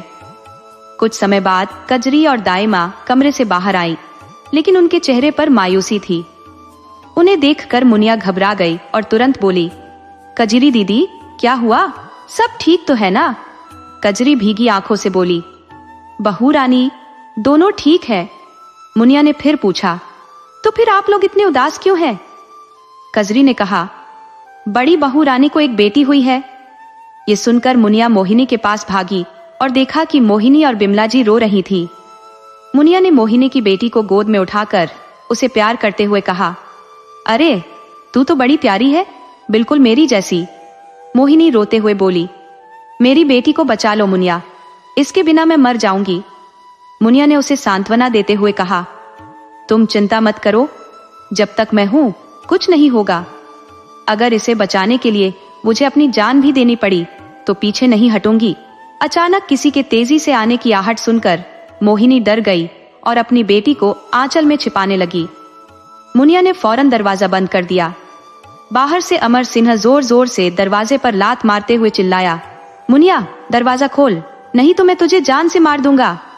मुनिया ने ठंडी आवाज में कहा, मैं दरवाजा नहीं खोलूंगी, जो करना है कर ले। अमर सिंह बोला, अगर तूने दरवाजा नहीं खोला तो मैं इसे तोड़ दूंगा।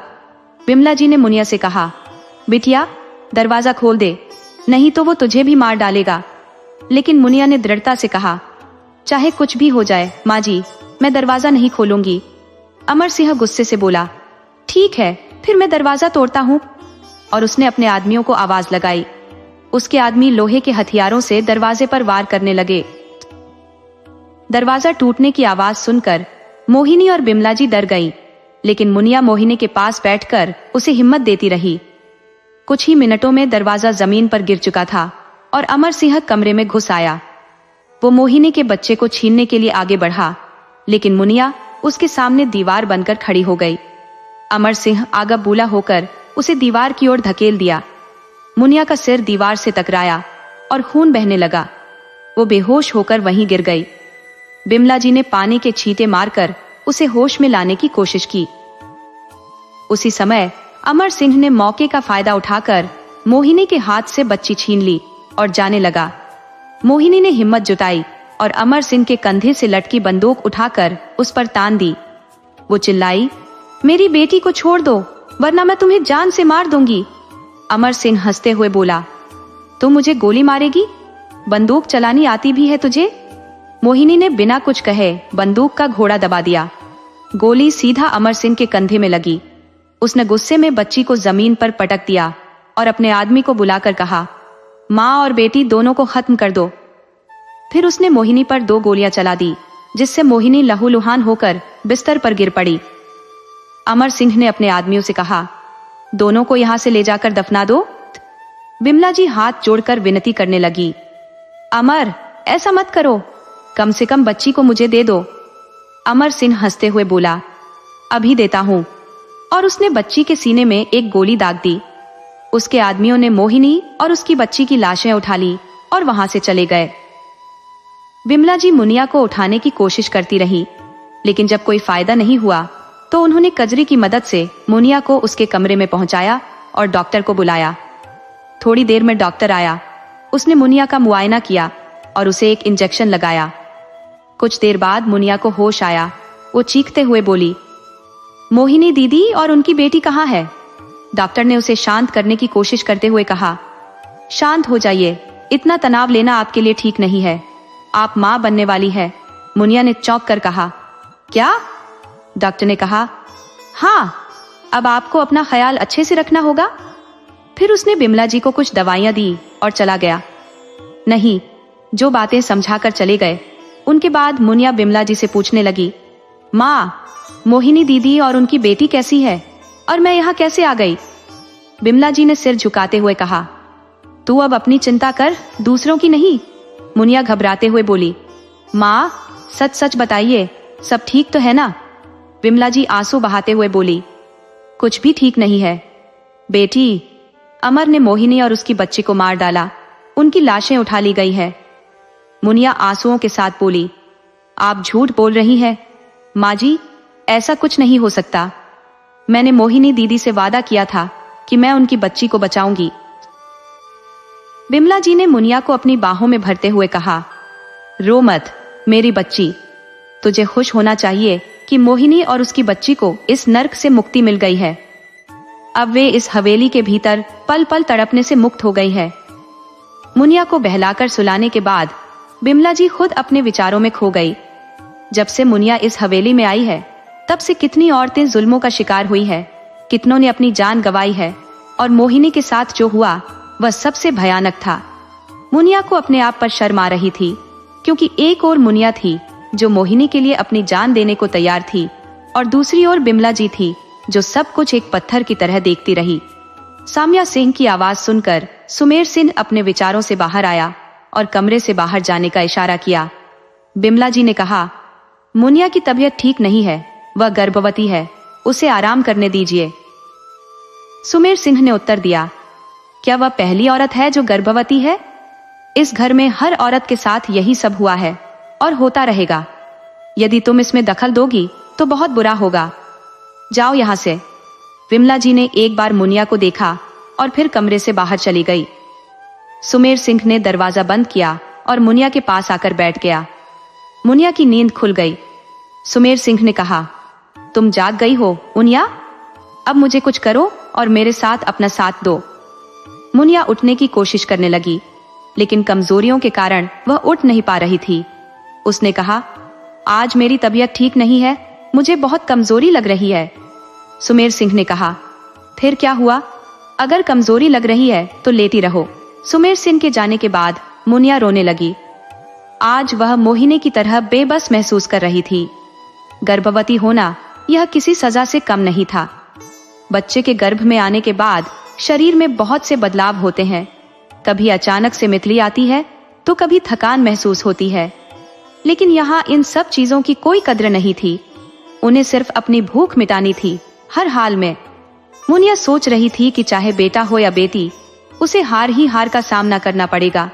अगर बेटा हुआ तो वह भी इन लोगों की तरह बन जाएगा और औरतों पर अत्याचार करेगा, और अगर बेटी हुई तो उसे मार दिया जाएगा।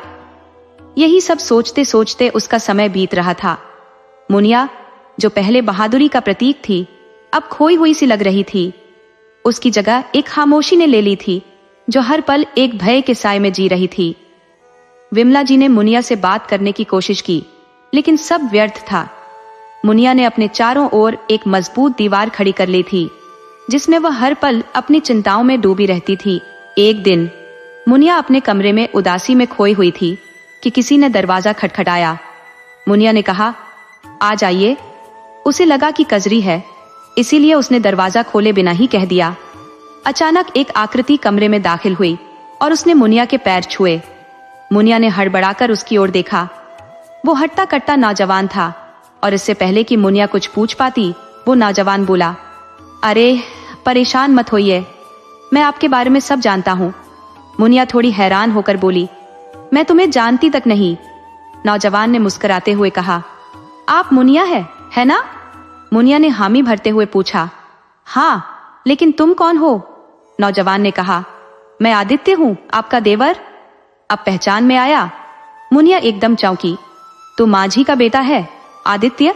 आदित्य ने हंसते हुए कहा, हाँ, बिल्कुल सही पहचाना। माँ ने आपके बारे में जितना बताया है वो तो कम है।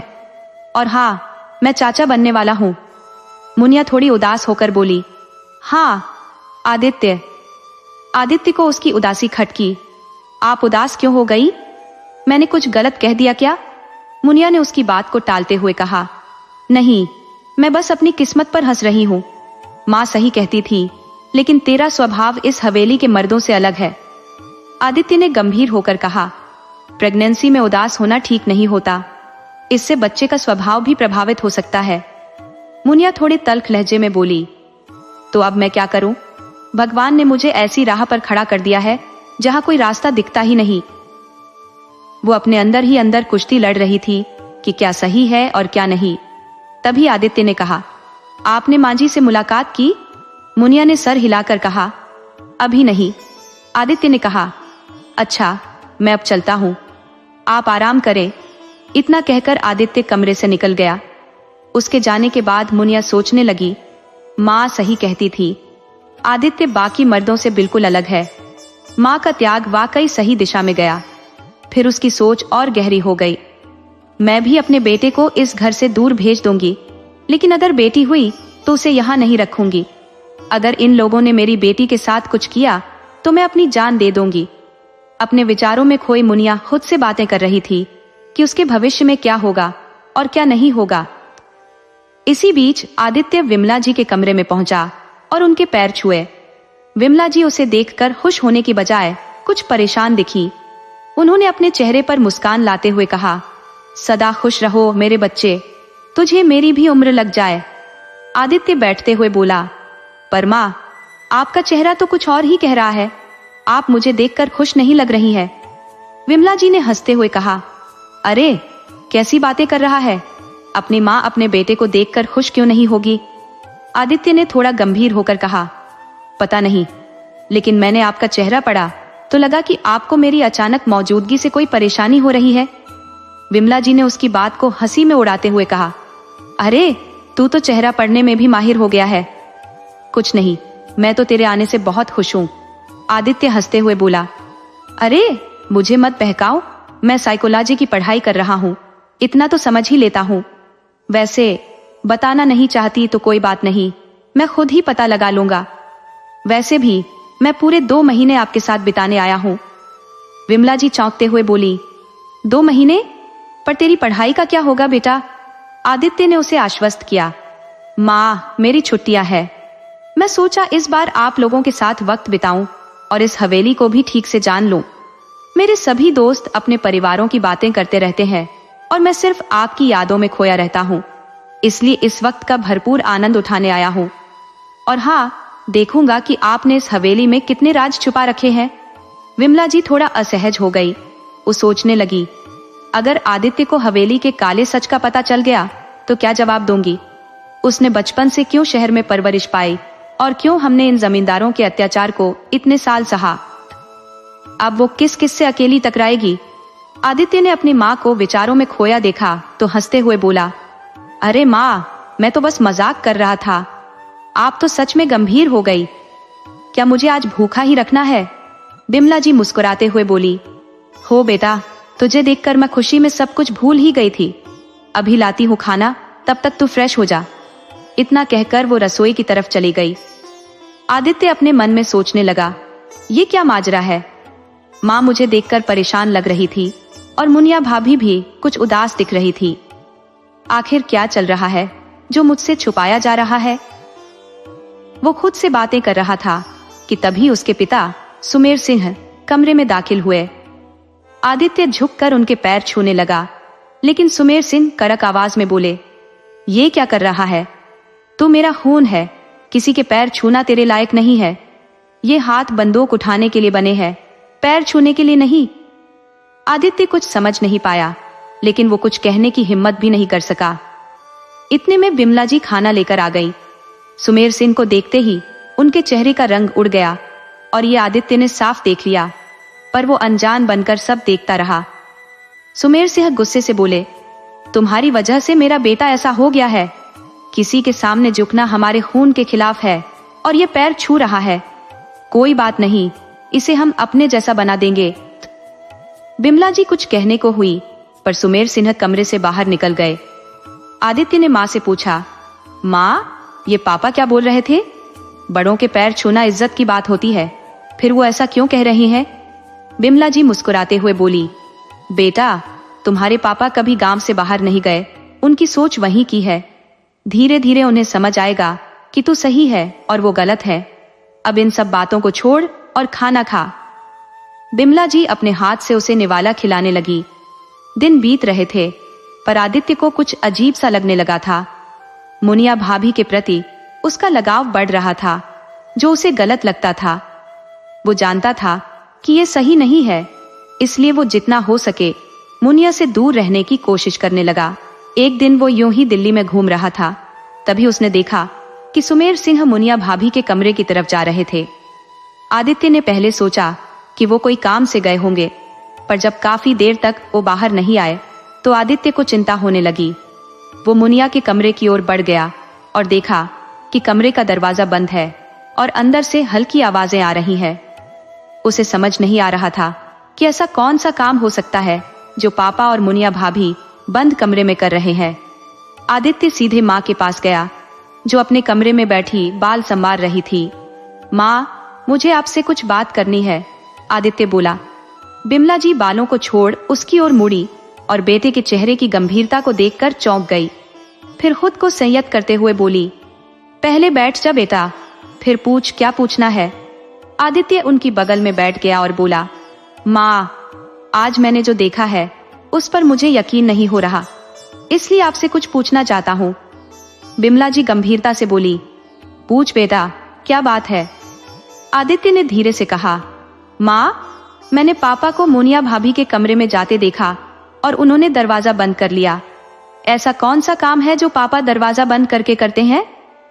बिमला जी एक गहरी सांस लेकर बोली, बेटा, तू गलत फहमी में है, ऐसा कुछ नहीं है। आदित्य ने कहा, ठीक है माँ, इसी बात को साफ साफ कहिए। उसने बिमला जी का हाथ अपने सिर पर रखकर कहा, कृपया मेरे सिर पर हाथ रखकर सच सच बताइए। बिमला जी ने कहा, तुम बेकार की बातों में क्यों आ रहे हो? आदित्य ने उत्तर दिया, आज आप मुझे बहला नहीं सकती माँ, मुझे आपकी कसम है कि सब कुछ सच सच बताइए। मजबूरी में बिमला जी ने आदित्य को सारी सच्चाई बता दी। आदित्य ने यह सब सुनकर क्रोधित होकर कहा, मुनिया भाभी के साथ इतना कुछ हो रहा है और आप मौन है।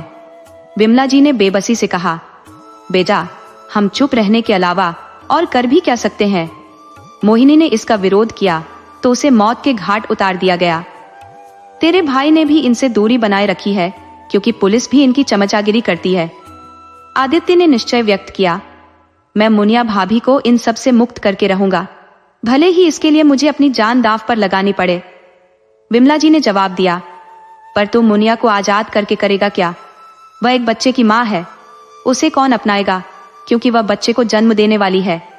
आदित्य ने कहा, मैं मुनिया के बच्चे को अपना नाम दूंगा। माँ, मैंने उन्हें पहली बार देखे से ही पसंद किया है, दिल चाहता था कि बस उन्हें देखता रहूं उम्र भर, लेकिन भैया की पत्नी होने की सोच के चलते मैंने अपने अरमानों को दिल में ही दबा लिया। अब सच्चाई जानने के बाद मुझे उन्हें अपना बनाने से कोई नहीं रोक सकता। बिमला जी ने आदित्य का हाथ अपने कंधे पर रखकर कहा, बेटा, तू मेरी कसम खाकर जो कुछ भी सोच रहा है उस पर अमल करने से पहले सोच ले। ये लोग अपनी झूठी शान के लिए तुझे भी मारने से पीछे नहीं हटेंगे। मोहिनी शादीशुदा थी, उसके बारे में सोचना भी गुनाह है। आदित्य ने मायूसी से कहा, आपने कसम दी है माँ, इसलिए मैं नहीं तोड़ूंगा, लेकिन आपसे इतनी स्वार्थीता की उम्मीद नहीं थी। आप इतनी स्वार्थी कैसे हो सकती है? आदित्य ने माँ की दी कसम की वजह से मुनिया से और दूर रहना शुरू कर दिया। हालांकि उसके दिल में मुनिया के प्रति प्रेम और सहानुभूति बढ़ती रही। भले ही मुनिया जुबान से कुछ न कहती हो, लेकिन उसकी आंखें हर दर्द को बयान कर देती थी। एक दिन मुनिया अपने कमरे में बैठकर कोई किताब पढ़ रही थी। विमला जी उसके पास बैठकर उसे देखने लगी और पूछा, मुनिया, तुम इतनी गहराई से क्या देख रही हो? विमला जी ने कहा, कुछ नहीं, बस तुम्हें देखकर अपना बीता हुआ कल याद आ जाता है। एक बात पूछूं? मुनिया ने कहा, हाँ पूछिए। विमला जी ने पूछा, अगर आदित्य जैसा कोई लड़का तुमसे प्रेम करता है और तुम्हें इस नर्क से आजाद करके तुम्हारे साथ एक नई जिंदगी बिताना चाहता है, तो क्या तुम उसके साथ नई जिंदगी की शुरुआत करना चाहोगी? मुनिया ने जवाब दिया, पहली बात तो यह है कि आदित्य जी जैसे व्यक्ति को यह जानकर कि मेरा पति मेरे साथ रोज बलात्कार करता है, मुझे क्यों अपनाना चाहेगा? दूसरी बात, माँ, मैं अपनी वजह से किसी की जान खतरे में नहीं डाल सकती। लेकिन आप यह सब क्यों पूछ रही हैं? विमला जी ने कहा, बस ऐसे ही बेटा। अच्छा, ये बताओ, कौन सी किताब पढ़ रही हो? मुनिया ने उदासी से कहा, गीता पढ़ रही हूँ माँ जी, बाबूजी ने दी थी। लोग कहते हैं कि गर्भावस्था में जब हम किताबें पढ़ते हैं तो हमारी संतान पर भी उनका असर होता है, लेकिन मुझे नहीं पता भगवान ने मेरे बच्चे की किस्मत में क्या लिखा है। विमला जी ने कहा, ऐसा क्यों सोच रही हो? देखना, सब कुछ तुम्हारे साथ अच्छा ही होगा। मुनिया ने उत्तर दिया, माँ जी, आप भी मुझे झूठी दिलासा दे रही हैं, जबकि आप भी सच जानती हैं। विमला जी के पास मुनिया की बातों का कोई जवाब नहीं था, क्योंकि वह जानती थी कि मुनिया की बातों में सच्चाई थी। जैसे जैसे प्रसव का दिन करीब आ रहा था, मुनिया की तबीयत और खराब हो रही थी। एक दिन मुनिया तीव्र पीड़ा से कराह रही थी और विमला जी उसके पेट पर गर्म पानी की पट्टी से सिकाई कर रही थी। इसी बीच सुमेर सिंह भी कमरे में दाखिल हुआ। विमला जी ने उसे देखकर कहा, मुनिया का अंतिम महीना चल रहा है और उसे बहुत दर्द हो रहा है, उसे आराम करने दीजिए। सुमेर सिंह ने जवाब दिया, आप बताएं, मुझे क्या करना चाहिए और क्या नहीं। इसके बाद उसने मुनिया को विमला जी से अलग कर दिया। विमला जी ने सुमेर सिंह के पैर पकड़कर रुआं से होते हुए कहा, मुनिया को छोड़ दीजिए, वरना वह मर जाएगी। इसके बदले में आप मेरे साथ चलिए। सुमेर सिंह ने विमला जी को धक्का देते हुए कहा, तुम मुझसे क्या उम्मीद करती है? मुनिया में वो शक्ति नहीं है जो तुझ में है, यहां से चली जा। आदित्य बाहर खड़ा था और सुमेर सिंह की बातों से उसकी रगों में खून उबाल रहा था, लेकिन माँ की कसम के आगे वह बेबस था। जब उसने अपनी माँ को जमीन पर गिरे देखा तो वह और सहन नहीं कर सका। वह अपनी माँ के पास आया और उन्हें उठाते हुए बोला, अरे क्यों रो रही हैं आप? ये पहली बार तो नहीं हो रहा। यह कितनी महिलाएं दम तोड़ चुकी हैं, एक और महिला की मौत से कुछ बदलने वाला नहीं है। विमला जी ने कहा, अब मुझे अपनी नजरों में और मत गिराइए बेटा, मैं मुनिया को कुछ नहीं होने दूंगी। सुमेर सिंह ने हंसते हुए कहा, तो तू क्या कर लेगी? विमला जी ने बिना एक शब्द कहे तेजी से कमरे से बाहर निकल गई। सुमेर सिंह आदित्य के सामने मुनिया पर बलात्कारी हरकत करने लगा। तभी आदित्य ने उसे जोर से धक्का देकर जमीन पर गिरा दिया। सुमेर सिंह ने गुस्से में आदित्य पर झपट्टा मारा। तभी विमला जी ने बंदूक लेकर कमरे में प्रवेश किया। उन्होंने सुमेर सिंह पर तानते हुए चिल्लाकर कहा, दोनों को छोड़ दो, वरना मैं गोली चला दूंगी। सुमेर सिंह ने आदित्य का गला दबाते हुए कहा, तू मुझे मारेगा? हमेशा मेरे पैरों में पड़ा रहेगा? तुझ में इतनी हिम्मत आ गई है तो गोली चला। विमला जी ने क्रोध में सुमेर सिंह के कंधे पर गोली चला दी। गोली लगते ही सुमेर सिंह की पकड़ ढीली हो गई और आदित्य ने खुद को आजाद कर लिया। विमला जी ने सुमेर सिंह की कुर्ते की पॉकेट की ओर इशारा करते हुए आदित्य से कहा, उनकी जेब में कार की चाबी है, निकालो और मुनिया को लेकर भाग जाओ, मैं इन लोगों से निपट लूंगी। आदित्य ने कहा, माँ, मैं इन दरिंदों के पास आपको छोड़कर नहीं जा सकता, या तो हम सब साथ जाएंगे या यहीं रहेंगे। विमला जी ने कहा, बेटा, मेरी कसम है, मुनिया को बचा ले। मेरी जिंदगी में कुछ नहीं बचा, लेकिन तुम दोनों की आगे की पूरी जिंदगी पड़ी है। आदित्य बोला, अगर आप चाहे तो मैं मुनिया को लेकर इन सब झंझटों से दूर चला जाऊंगा। गोली की आवाज सुनकर अमर सिंह और उसके आदमी भागते हुए आए। तभी विमला जी चीखते हुए बोली, अगर सुमेर सिंह को जिंदा देखना चाहते हो तो हट जाओ रास्ते से। डर के मारे सब रास्ता छोड़ने लगे, पर आदित्य नहीं। उसने सुमेर सिंह की जेब से चाबी निकाली और मुनिया को कंधे पर उठा लिया। उसी वक्त बिमला जी सुमेर सिंह पर बंदूक ताने हुए कमरे से बाहर निकलने लगी। आदित्य उनके पीछे पीछे बाहर आया। जब वे घर के बाहर पहुंचे तो सुमेर सिंह की मौत के डर से किसी ने उन्हें रोकने की हिम्मत नहीं की। आदित्य ने मुनिया को कार की फ्रंट सीट पर बिठाया और खुद कार स्टार्ट करके हवेली से निकल गया। सुमेर सिंह अपने आदमियों पर गुस्से से चिल्लाया, ये औरत कुछ नहीं कर सकती, जाओ और उनका पीछा करो, उन्हें मार डालो। विमला जी ने धमकी दी, अगर कोई भी आगे बढ़ा तो तुम्हारा मालिक अपनी जान से जाएगा। सुमेर सिंह के आदमियों ने जैसे ही आगे कदम बढ़ाए, विमला जी ने 2 गोलियां सुमेर सिंह के सीने में उतार दी। सुमेर सिंह जमीन पर गिर गया और किसी की हिम्मत नहीं हुई कि विमला जी का सामना करे।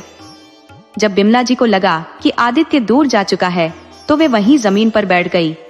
अमर सिंह ने कहा, आज जो तुमने किया उसके लिए तुझे भी गोली मार देनी चाहिए थी, पर तूने सुमेर को मारकर मेरे काम को आसान कर दिया, इसलिए तुझे मौत देने की जगह कैद में रखूंगा।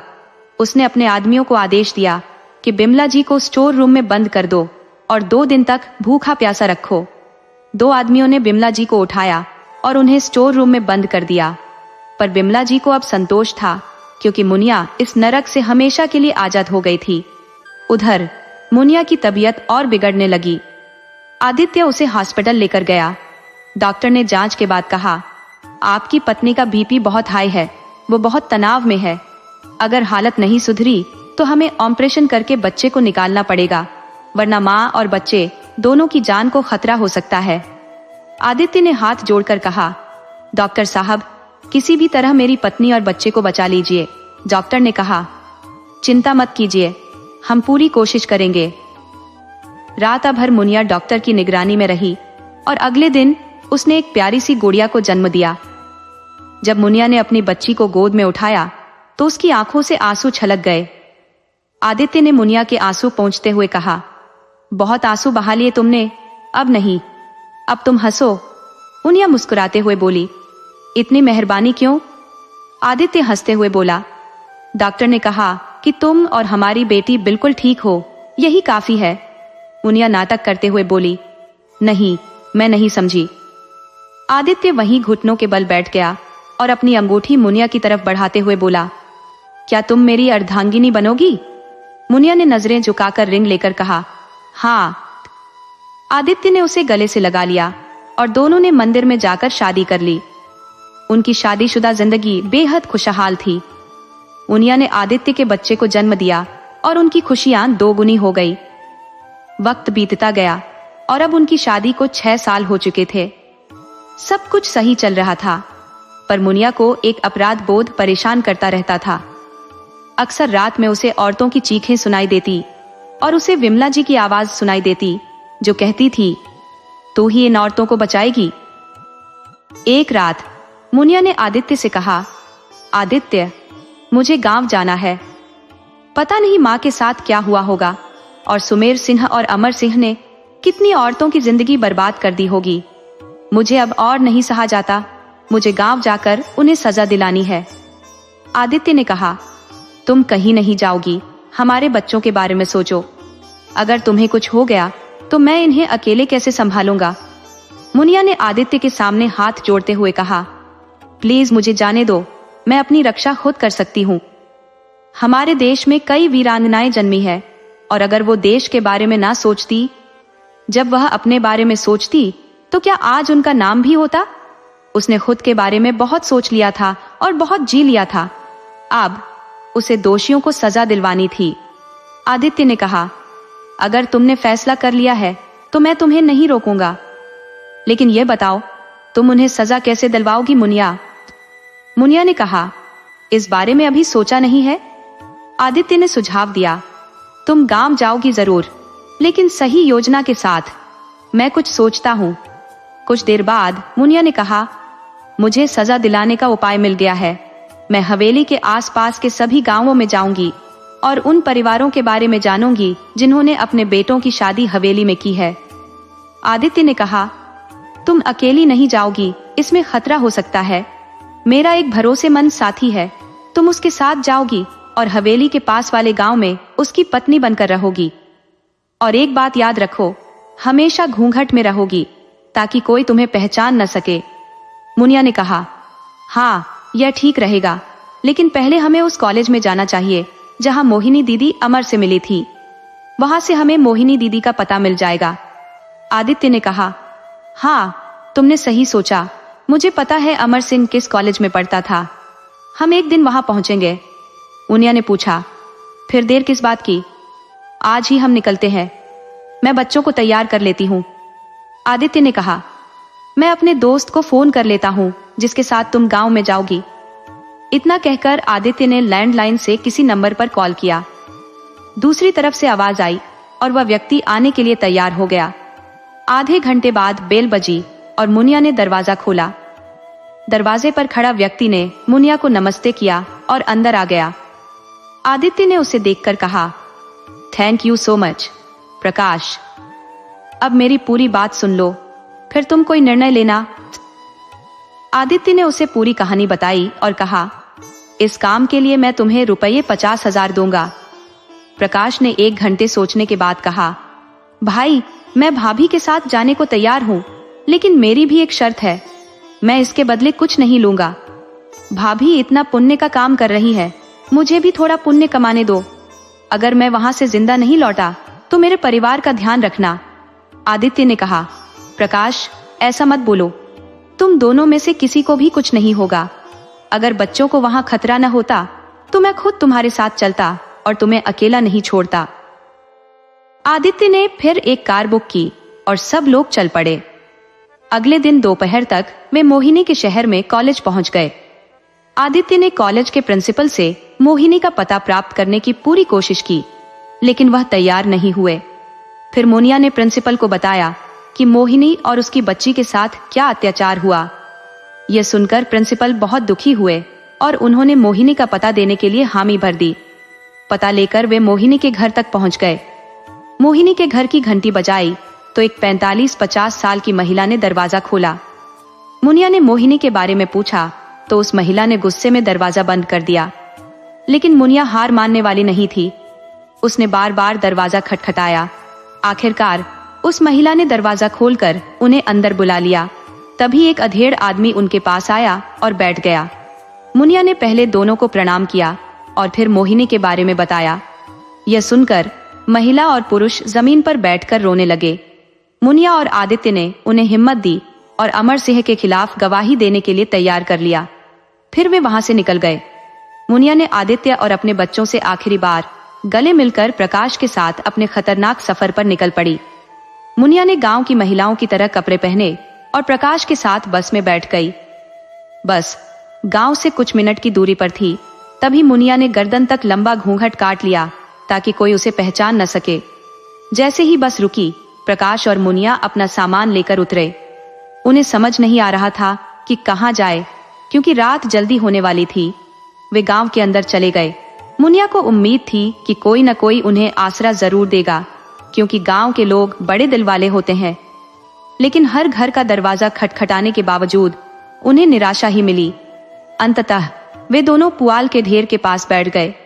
तभी एक बूढ़ी औरत ने उन्हें देखा और पूछा, कौन हो तुम लोग और इस रात में यहाँ क्या कर रहे हो? मुनिया ने कहा, हम पास के गांव में रहते हैं। ये हमारे पति है जो शहर में काम करते हैं, लेकिन मालिक ने उन्हें काम से निकाल दिया। 2 दिन से खाने के नसीब का कोई ठिकाना नहीं था। एक व्यक्ति ने हमें बताया कि सुमेर सिंह के यहाँ हमें काम मिल सकता है। हम बर्तन, झाड़ू, पोछा सब कर सकते हैं। एक वृद्ध महिला ने कहा, अभी रात बहुत हो चुकी है, हमारा घर पास में है, तुम दोनों वहीं चलो, हम कल देखेंगे कि तुम्हें काम कैसे दिलाया जाए। मुनिया ने कहा, ठीक है दादी। वृद्धा ने मुस्कुराते हुए कहा, हाँ, हमारी बिटिया मुनिया और प्रकाश को अपने घर ले आई और उनके लिए खाना परोसा। उसने कहा, हमारे पास इससे ज्यादा कुछ नहीं बचा है, तो तुम खा लो और अपने पति को भी खिला दो। मुनिया ने पूछा, पर आपने खुद कुछ खाया दादी? वृद्धा ने भीगी पलकों से जवाब दिया, नहीं बिटिया, हम शाम को ही खा चुके हैं। मुनिया ने कहा, आप अकेली रहती है? वृद्धा की आंखों में आंसू थे। उसने कहा, हाँ बेटा, पहले एक बेटा और एक बेटी थी। एक दिन हमारे बेटे ने कहा कि बहन को अच्छा रास्ता मिल गया है, दहेज में 1 भी रुपया नहीं दिया जाएगा और बहन जीवन भर खाट पर ही रहेगी। उस समय हमने मान लिया। शादी के बाद हमें पता चला कि हमारा बेटा पैसों के लालच में बिटिया का विवाह सुमेर सिंह से कर रहा है। जब हमें इसका पता चला तो हमने उसे बहुत गालियां दी, लेकिन कोई फर्क नहीं पड़ा। 2 दिन बाद ही वह पैसे लेकर शहर भाग गया। हम सुमेर सिंह के पास गए, हाथ जोड़े, लेकिन उसने हमारी बेटी से मिलने नहीं दिया। अब बीते हुए 20 साल हो गए हैं। अब हमें लगता है कि हमारी बेटी जिंदा नहीं है, लेकिन यह सुनकर कि सुमेर सिंह अब इस दुनिया में नहीं है, हमारे दिल को ठंडक मिली है। मुनिया ने कहा, तो सुमेर सिंह नहीं रहा? वृद्धा ने कहा, हाँ बिटिया, तुम लोग खाना खा लो। मुनिया और प्रकाश ने भोजन किया और उसके बाद वृद्धा उन्हें एक कमरे में ले गई और सोने के लिए बिस्तर लगा दिया। कमरे से बाहर निकलते ही प्रकाश ने कहा, ये अमर सिंह और सुमेर सिंह सच में राक्षस है। अब मुझे क्या करना चाहिए? मुनिया ने कहा, अब केवल अमर सिंह बचा है। सुमेर सिंह बहुत चालाक था, लेकिन अमर सिंह उसके सामने कुछ भी नहीं है। मुझे पूरा विश्वास है कि मैं अपने मकसद में सफल हो जाऊंगी। इसके लिए मैं हवेली जाकर अमर सिंह के खिलाफ सबूत जुटाऊंगी और आसपास के गांवों के लोगों से भी। मुझे ऐसे लोगों की पहचान चाहिए जिन्होंने मजबूरी में अपनी बेटियों को अमर सिंह से ब्याह दिया था, जिनकी बहू बेटियों की अमर सिंह ने इज्जत तार तार की है। फिर उन लोगों को अमर सिंह के खिलाफ गवाही देने के लिए तैयार करना होगा। ये काम थोड़ा कठिन है, इसलिए तुम्हें सबसे पहले मेरे पापा से बात करनी होगी। जब तुम उन्हें मेरे बारे में बताओगे तो वो मान जाएंगे। फिर उनकी मदद से बाकी लोगों को जागरूक करने की कोशिश करना। इसमें थोड़ा समय लगेगा, इसलिए धैर्य से काम लेना होगा, मुनिया ने कहा। प्रकाश ने जवाब दिया, मुनिया, मैं इसके लिए पूरी तरह तैयार हूँ। भाभी जी, हवेली में खतरा हो सकता है, इसलिए आपको भी हमेशा सतर्क रहना होगा, मुनिया बोली। प्रकाश जी, आप चिंता मत कीजिए, मैं सब संभाल लूंगी। आप भी सावधान रहिए ताकि अमर सिंह तक कोई बात ना पहुंचे, प्रकाश ने कहा। बिल्कुल भाभी जी, अब चलिए सोते हैं। प्रकाश बेड पर सो गया और मुनिया चादर लेकर जमीन पर लेट गई। अगली सुबह दोनों जल्दी उठकर तैयार हो गए। प्रकाश मुनिया के पिता से मिलने और उनसे बात करने के लिए निकल पड़ा, जबकि मुनिया एक बूढ़ी औरत की मदद से अमर सिंह की हवेली में नौकरानी बनकर घुस गई। हवेली में एक औरत ने पूछा, तुम्हारा नाम कजरी है ना? और घूंघट इतना गहरा क्यों किया हुआ है? मुनिया ने जवाब दिया, मेरा नाम ललिया है। झाड़ू, पोछा, बर्तन, कपड़े सब कर लेती हूँ। सुना है कि मालिक की नीयत ठीक नहीं, इसलिए हमने घूंघट कर रखा है। पेट की आग बुझाने के लिए तो आखिर यहाँ काम करने आना ही पड़ा। कजरी ने कहा, सबकी यही मजबूरी है, काम ठीक से करना, सफाई से। फिर कजरी ने एक 15-16 साल की लड़की की ओर इशारा करते हुए कहा, देखो, ये हमारी छोटी मालकिन है, उसके पैर छूकर आशीर्वाद लो। मुनिया ने सिर झुकाया और कहा, मालकिन तो बहुत छोटी लग रही है। कजरी बोली, तुम्हें उससे क्या लेना देना, जाकर बर्तन धो लो। मुनिया बोली, ठीक है, और किचन में जाकर बर्तन धोने लगी। धीरे धीरे मुनिया ने छोटी मालकिन से बातें करना शुरू कर दिया। छोटी मालकिन का नाम बिंदिया था और उसे मुनिया से बातें करना अच्छा लगने लगा। एक दिन मुनिया ने बिंदिया से कहा, मालकिन, आप बहुत किस्मत वाली है जो आपको ऐसा घराना मिला। हम गरीबों की तो जिंदगी कमाने में ही बीत जाती है, आराम तो हमारे नसीब में कहाँ है। बिंदिया ने कहा, मेरा नाम बिंदिया है, और जहां तक किस्मत की बात है, जब तुम इस हवेली में होने वाले अत्याचारों के बारे में जानोगी तो समझोगी कि असली किस्मत तुम्हारी है। तुम्हारा पति तुम्हारी परवाह करता है, इसलिए किस्मत वाली तो तुम हो। मुनिया बोली, तो फिर आप इसके खिलाफ कुछ करती क्यों नहीं? बिंदिया बोली, हम अकेले क्या कर सकते हैं? यहाँ कितनी औरतों के साथ बुरा हुआ है, पर जो भी आवाज उठाती है उसे अमर सिंह मार देता है। मुनिया ने पूछा, ये आपको किसने बताया? बिंदिया ने कहा, कजरी दीदी और बाकी नौकरों के मुंह से सुना है। तभी मुनिया ने अपना घूंघट उठाया और बोली, ये सब झूठ है, मैं ही मुनिया हूँ। बिंदिया आश्चर्य से बोली, ये कैसे हो सकता है? मुनिया ने कहा, ये सब अफवाह है, अमर सिंह ने लोगों को डराने के लिए फैलाई है। मैं यहाँ सिर्फ उसे सजा दिलाने आई हूँ। क्या तुम मेरा साथ दोगी? बिंदिया बोली, हम क्या कर सकते हैं?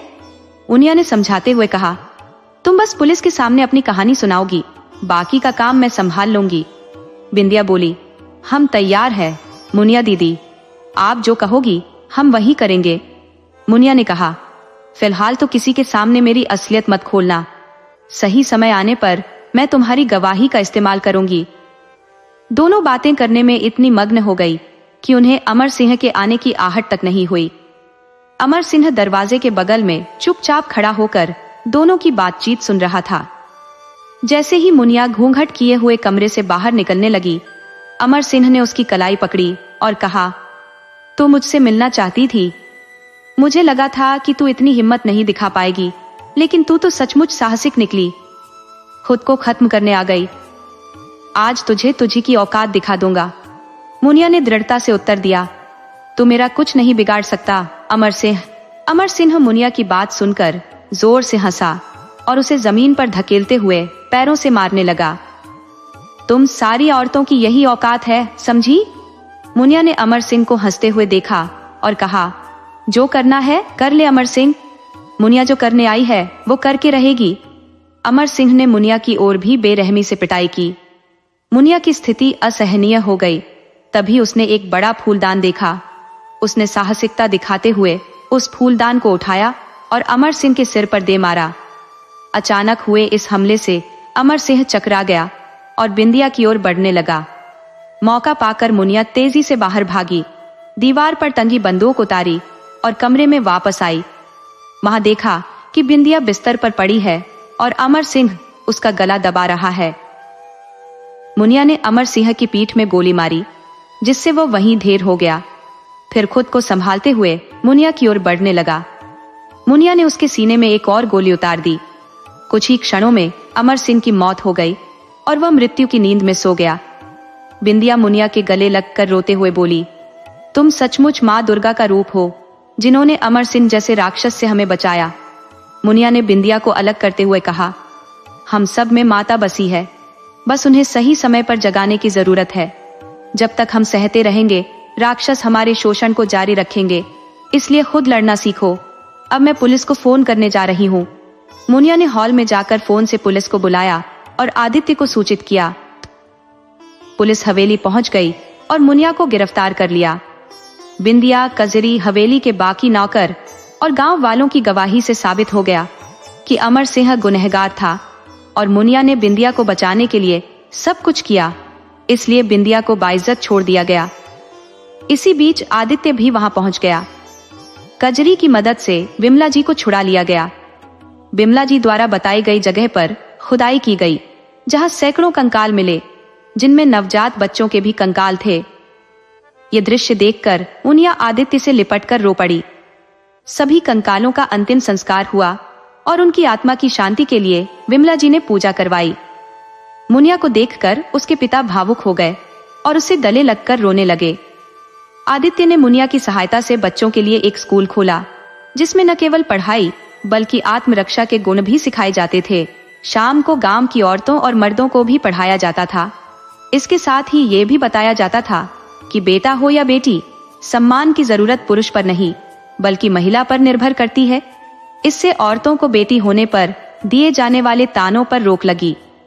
विमला जी की सलाह पर गांव में एक फैक्ट्री लगाई गई ताकि गांव वालों को रोजगार के लिए बाहर न जाना पड़े।